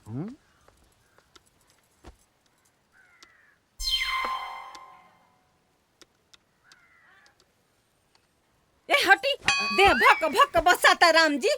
हे भगवान काहे नहीं रगड़ रगड़ के मैल छोड़ के नहीं तीजी। ए बेटा यहाँ कहीं पोखरा तालाब बा का? पोखरा काहे खातिर माई? बसात आ रहा। अरे इनकर कपड़ा ले जाके धोईती हम। माँ जी वॉशिंग मशीन में सब धुल जाएंगे। मशीन में कपड़ा धोला? हाँ साबुन लगा के? हाँ। अरे ए बेटा मैल भी रगड़ रगड़ के छोड़ देला? सारा मैल निकल जाए। हाँ अच्छा जॉनतन से अच्छा पगलेटा है भैया।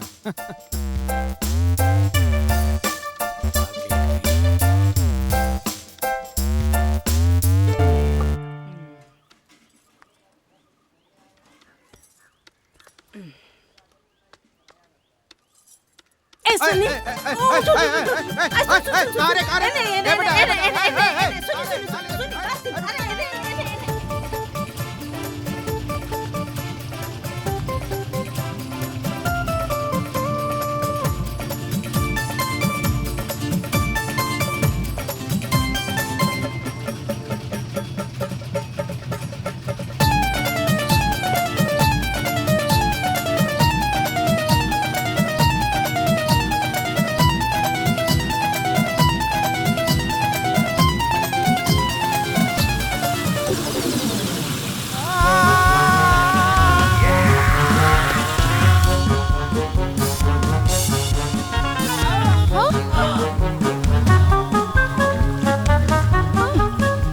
छोड़ो। अरे बुढ़िया जान ले रे दादा।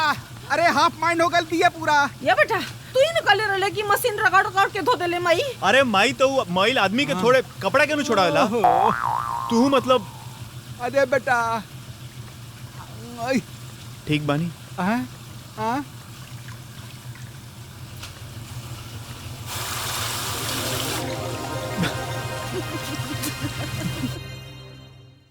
माई हाँ बेटा आज शाम के बाहर जाके खाना खाए ठीक बा? तैयार रहिए लो। अच्छा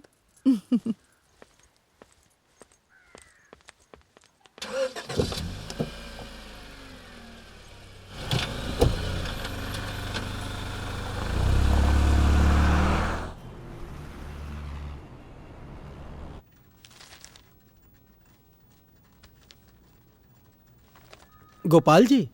जी मेरे बच्चे की तबीयत बहुत खराब है, अर्जेंटली मुझे हॉस्पिटल जाना पड़ेगा और ये फाइल अपलोड करना भी बहुत जरूरी है, तो प्लीज क्या आप कर देंगे? ठीक है दीजिए। Thank you. अपने बच्चे का ख्याल रखिएगा। Thank you so much.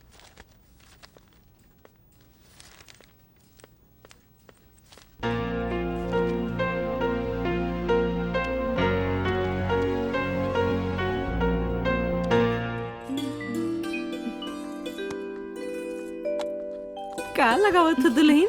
माँ जी ये क्रीम है, चेहरे पर लगाने से चेहरा चमकता है। आप भी लगाइए ना, बाबूजी को बहुत अच्छा लगेगा। जब जवानी में ना लगोली तो बढ़ोती में का लगाई जोन तुमसे। कब चले के भाई ये बतावा। देखिए ना अभी तक फोन ही नहीं आया। और तो तुम कोला अरे जवन तुमसे।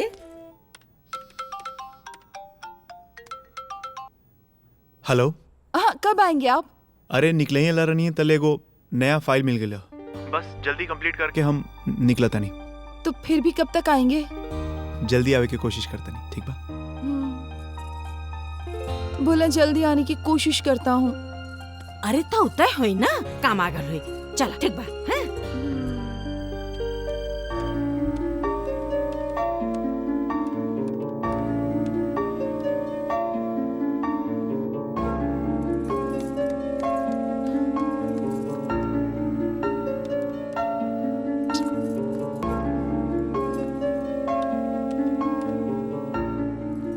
काबल दुल्हन फोन आया लोकर? नहीं माँ जी अभी तक तो कोई फोन नहीं आया। अरे तब फिर कह के पूछ ला करा।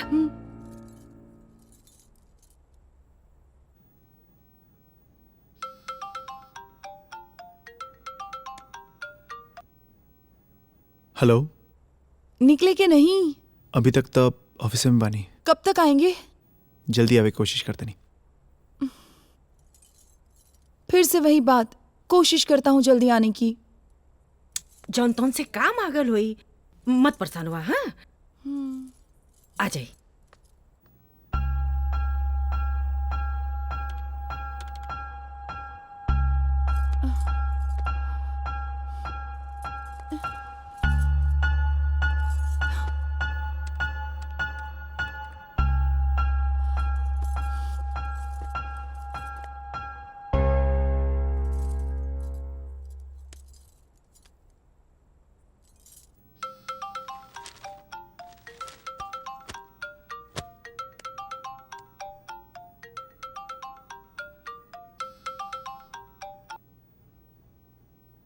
हेलो। हाँ कब आएंगे? अभी तक तो ऑफिस में ही बानी। काम बहुत ज्यादा बा। हाँ लेट भी बहुत हो गई बा। सारा रेस्टोरेंट बंद हो गई लोग। आज के प्लान कैंसिल कर देवे के काल चल जाई। ठीक है।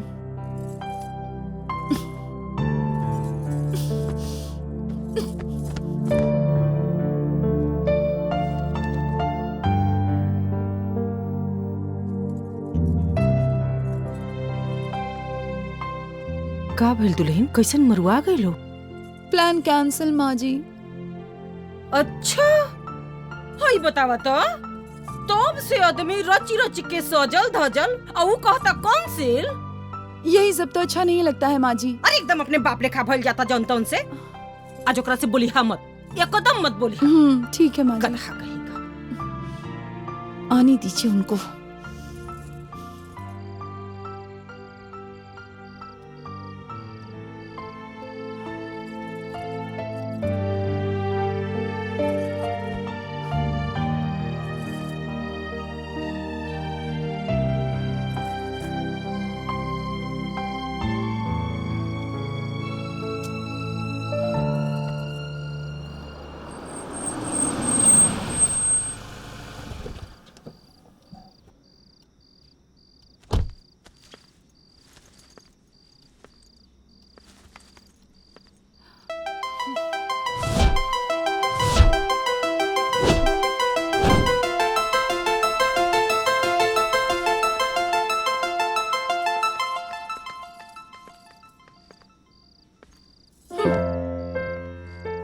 सॉरी ऑफिस में इम्पोर्टेंट काम आ गल रहे।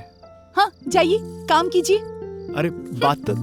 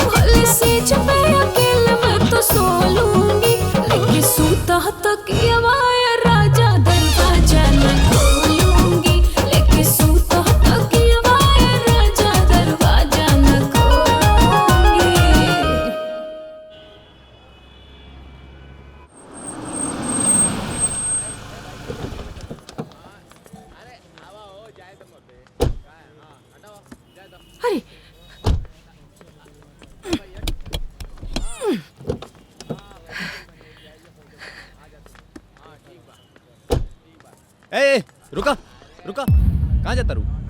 हैं? माँ है मेरी, आओ माई, चलो। अच्छा अच्छा जाई। कैसन लोग भाई, लड़का पढ़ल लिखल और माँ इतना बौक, कम से कम इतना तो सोचे के चाहिए कि जाई कि ना जाई।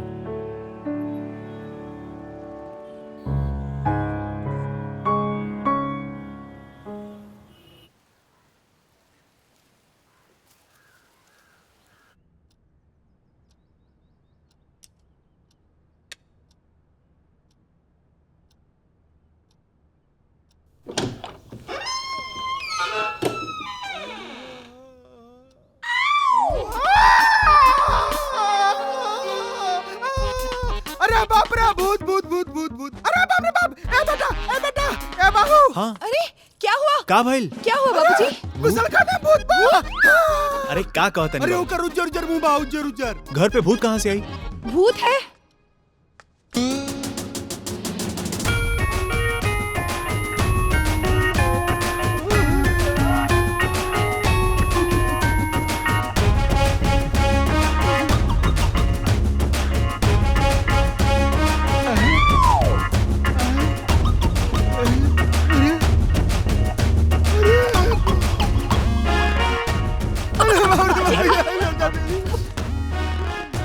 बाबूजी माई है। माँ जी आप? सोचने के हम मुंह चमकाने जानता हूँ, लोग बहुत ना समझे। माई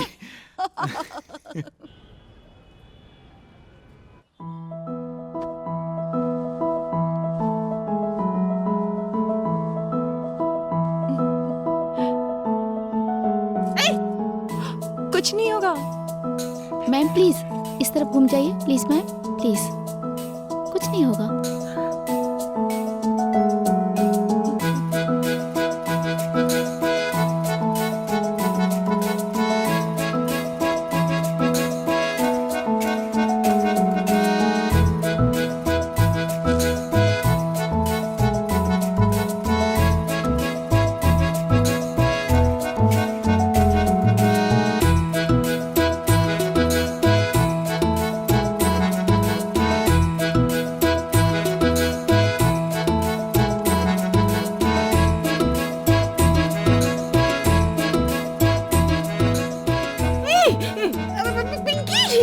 माँ जी आराम से, कुछ नहीं होगा। चक्कू छुरा कैंची कुल्ले के मुंह पर तोड़ तो नहीं था।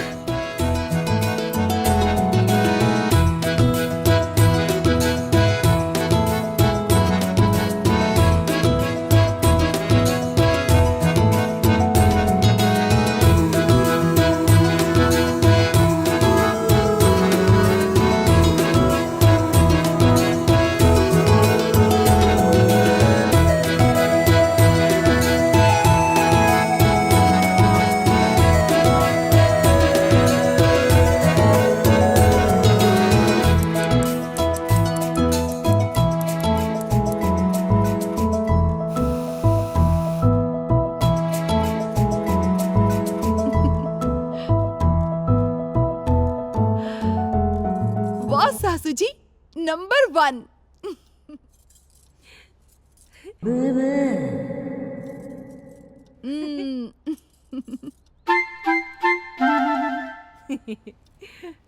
करे अरे वाह माई, ते तो एकदम ही बदल गई बड़ी सी। आखिर सास किसकी है? कहा न कि अब बच्चा जिंदगी भर तक गाँव में रहली जौन तौन से, हमरा के कुल के बारे में का पता जौन तौन से। जैसन समाज रहे वैसन रहे की चाहिए कि ना चाहिए कि। देख ले करे जा पर सांप लौटे लगल के।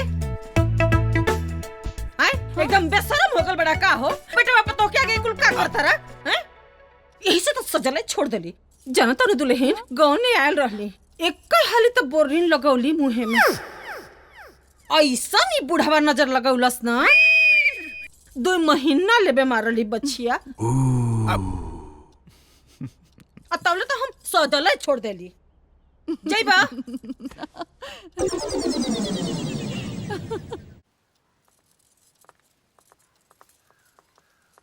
आवत चला। हाँ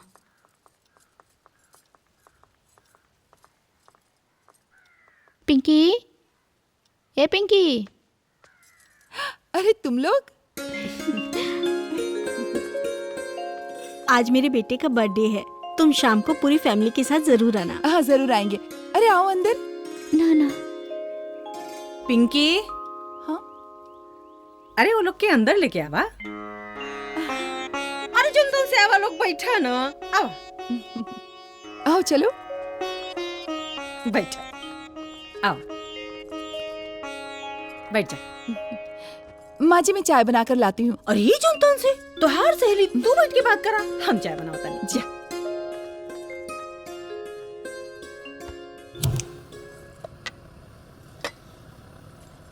आप लोग 2-3 दिन से दिखे नहीं, कहाँ थे आप लोग? शादी में गई थी। अच्छा चिनिया कहाँ धैले हैं?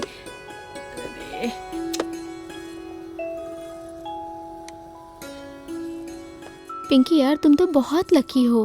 क्यों? तुम्हारी सास कितनी बदल गई हैं, एकदम सीधी हो गई हैं। अरे नहीं नहीं, वो तो जलेबी की तरह टेढ़ी थी, लेकिन मैंने उन्हें सुधार दिया।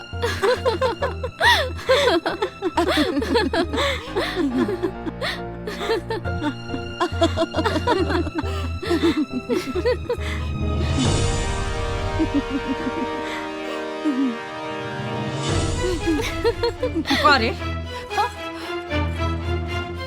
ते हमरा के सुधार देली? नहीं तोरे तो नहीं पावर हो गल कि ते हमरा के सुधार देली? नहीं मज। अरे तोरे पूरे खानदान में इतना नहीं के पावर कि हमरा के सुधार दे। और तू लोगन हो यहाँ कुछ चुराई बतियावे आयल हो?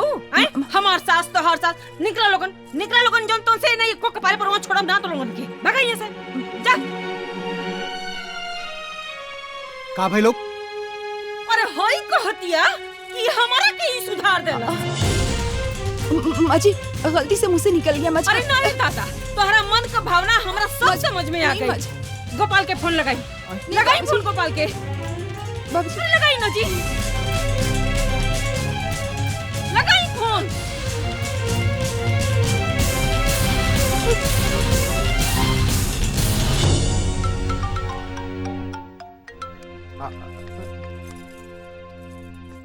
हेलो गोपाल, हाँ भाई, हमार बात ध्यान से सुन। हमार काल टिकट तू कराओ ट्रेन का। तोरे मेहरारू के संगे हमके एक सेकंड नहीं रह के। अरे कह दिया कि हमारा के सुधार देलस रे। माई जायदा ना रुको, चुप रही। यहाँ रह के बाद रुआ के रही, बाकी हमरा के यहाँ नहीं रह के। अरे माई हमार बात तो सुन, छोट मोट बात पे ऐसे ना किसी एक छोट बात? तोरा के छोट बात लगता रे। हमार काल के टिकट कराओ, नहीं तो घर से हम काल निकल जाए। बस हमरा के यहाँ से जाए के बाद सुन। माई पकड़ी माँ जी, माँ जी।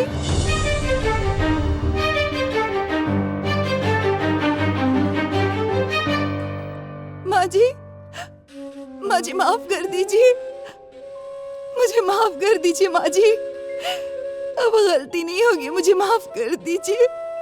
है माई, जाए दे, माफ कर देंगे। चुप, एकदम चुप। ओकर पक्ष तो लिए मत, नहीं तो हमरा से बुरा क्यों ना हुई। अरे ये हमरा के सुधारी, ये हमार सास बनतिया। ए जन्म में ये हमार सास बनी। कह दिया कि हम सुधार देनी, ये हमरा के सुधारी रे। एकरा के लाज शर्म नहीं आवत।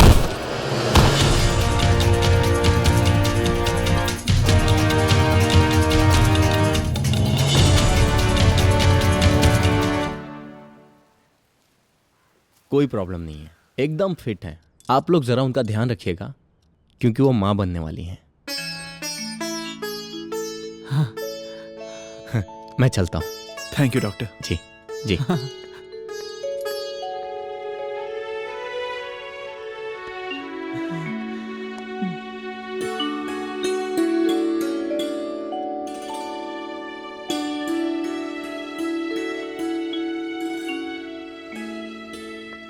माई माफ करते हूँ रखे,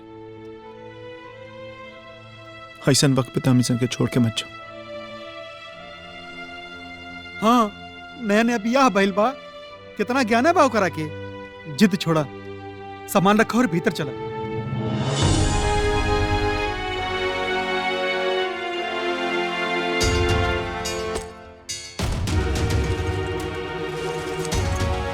माई माँ जी,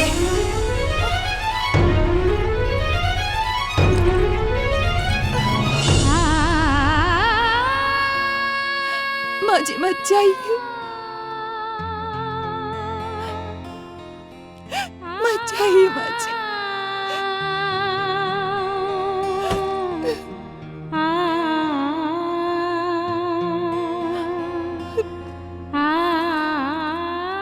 सुन,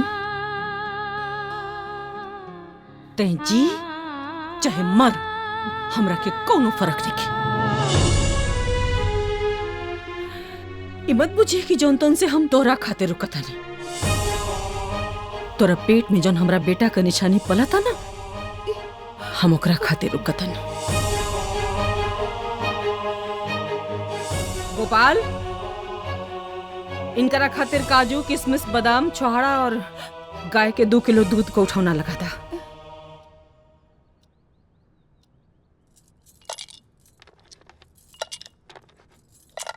काजू काजू आए काजू। अरे डालतानी, कूल डालतानी, काहे पगला जातानी। लेकिन एक बात सुन ली कान खोल के, हम कुल जौन करतानी ना, अपना खानदान के चिराग खातिर करतानी। वही के इंतजार में जौन कुछ भी करवा ले रहे सबे, बाकी ओकरा बात इनके बाहर के फेंकब।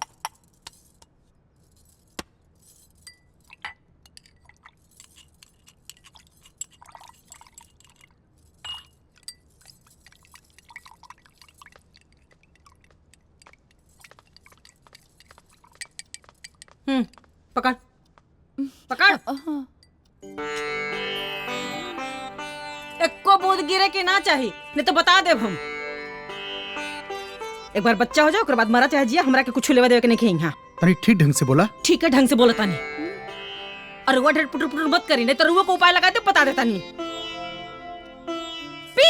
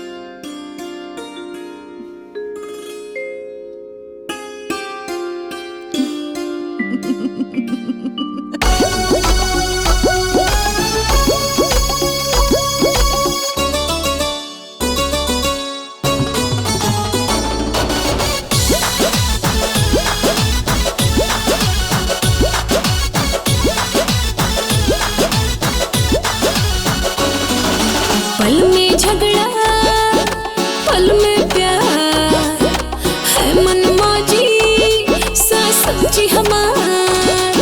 हाँ पल में झगड़ा पल में प्यार है मनमौजी सच्ची हमार। मैं तो खींची शरबत लेकिन आपने समझा पानी सासू जी तूने मेरी। हाँ सासू जी तूने मेरी कदर न जानी, सासू जी तूने मेरी कदर न जानी।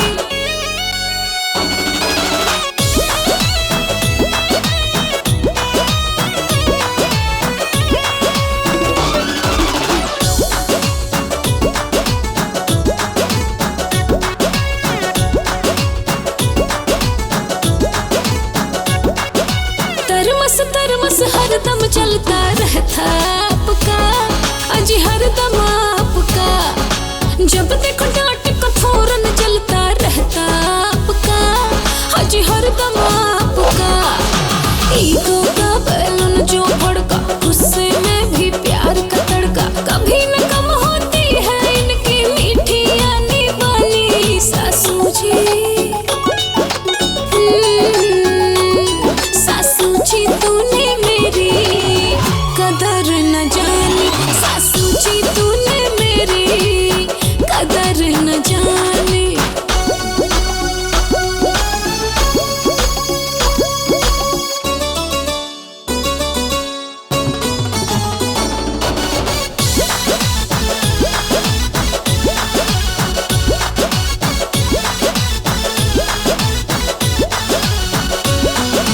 तीखी तीखी बातें हैं, ये दुश्मन बड़ी प्यारी है। मुझ पे धौंस जमाने की इनकी बड़ी तैयारी है।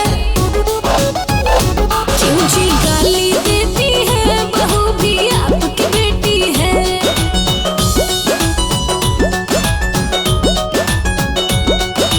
बहू को भी बेटी समझो ना होगी कोई हानि सासू जी। हाँ सासू जी तूने मेरी कदर न जानी, सासू जी तूने मेरी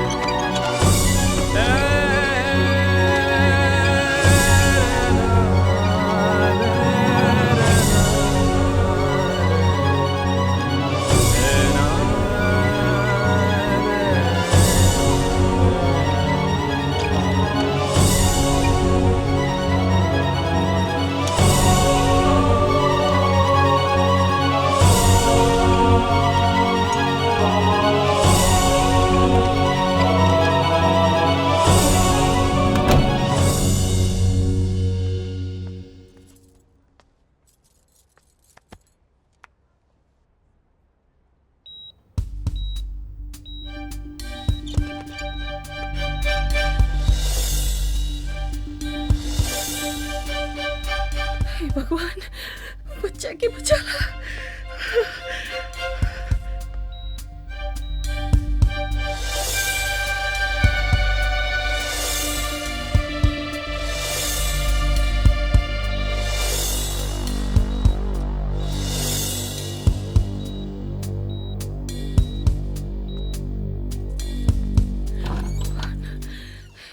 एक्सक्यूज मी, ठीक हो जाए सब अच्छा। पेशेंट की हालत क्रिटिकल है। मैं दोनों में से किसी एक को ही बचा सकता हूँ।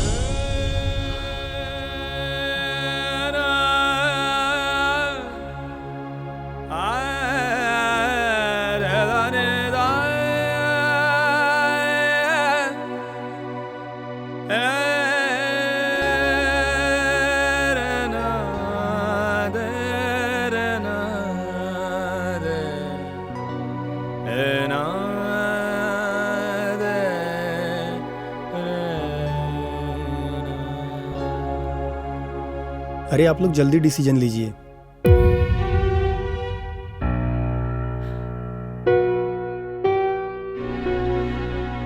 डॉक्टर साहब, हमार पतोह के बचा ले।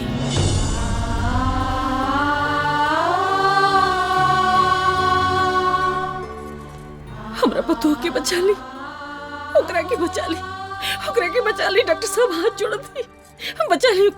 जाइए। ठीक है।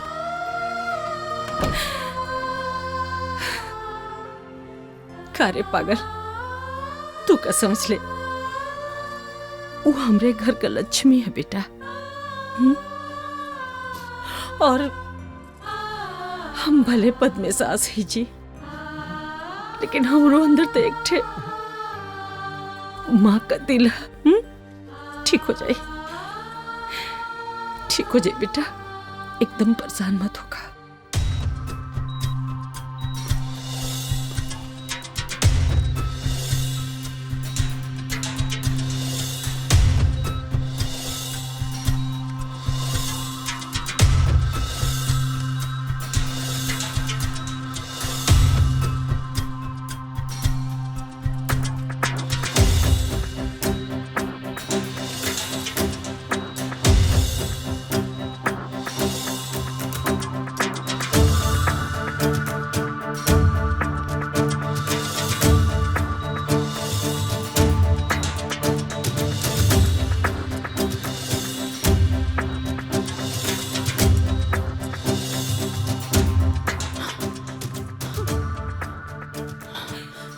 पिंकी,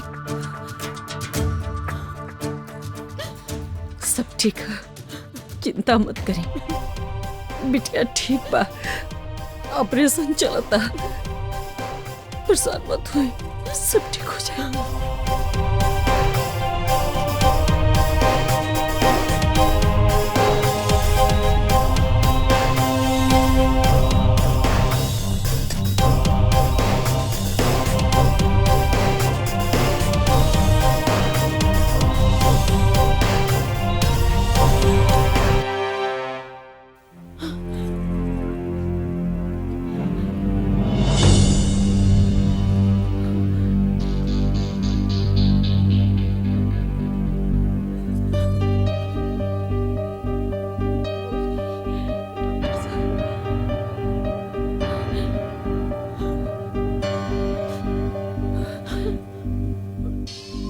डॉक्टर साहब, माँ और बच्चा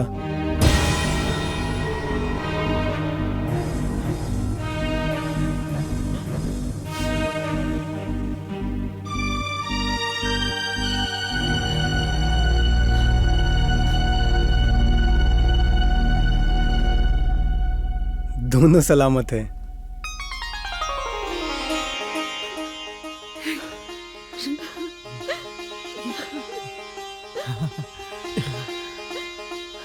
हे भगवान, बहुत बहुत बहुत धन्यवाद डॉक्टर साहब। अब आप लोग मिल सकते हैं, जाइए। चल चल चल, आवा।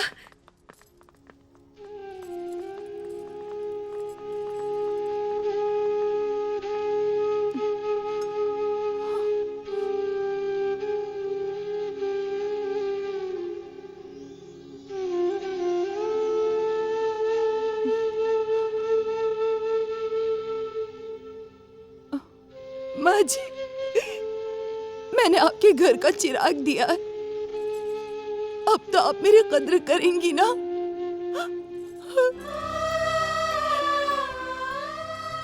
कदर ना है बिटिया, तू तो पूजा करे लग बाड़ू।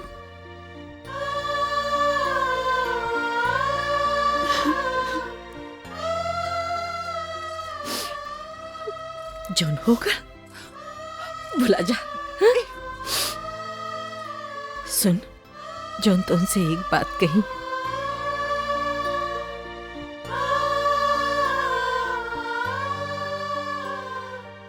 तो सही में अपने सास के सुधारते ले।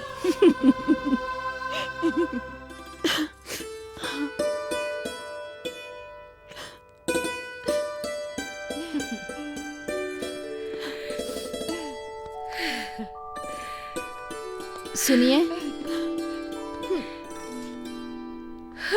दादी जी, हम ओ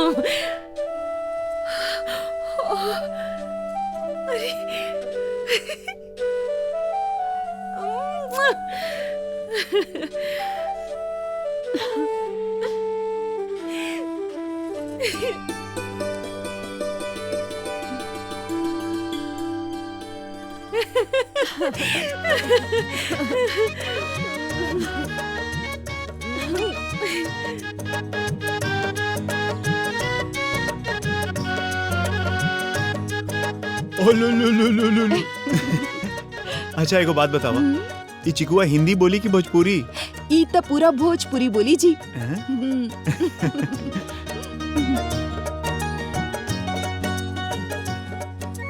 ए माई, एगो बात कही। हाँ बोला। हमार ससुई बिया नु। चुप, एकदम चुप। मर्द जोन छापड़ ना कि बुद्धि एकदम ठिकाना हो जाए। करे यहाँ हमार खुशी से करेजा फटता, अतः हमारे काने में बीस करता रही जनतन से। जाके चुपचाप सास का सेवा करे के बाद बुझाइल? ठीक बा। हाँ।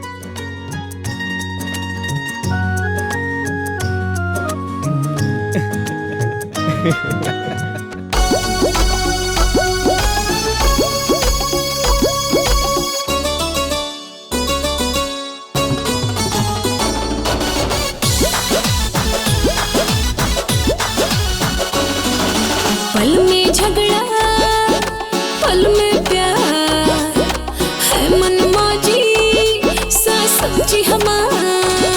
हाँ पल में झगड़ा, पल में प्यार है मन मौजी सास जी हमार।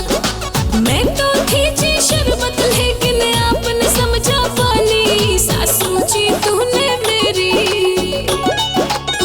हाँ सासू जी तूने मेरी कदर न जानी, सासू जी तूने मेरी कदर न जानी।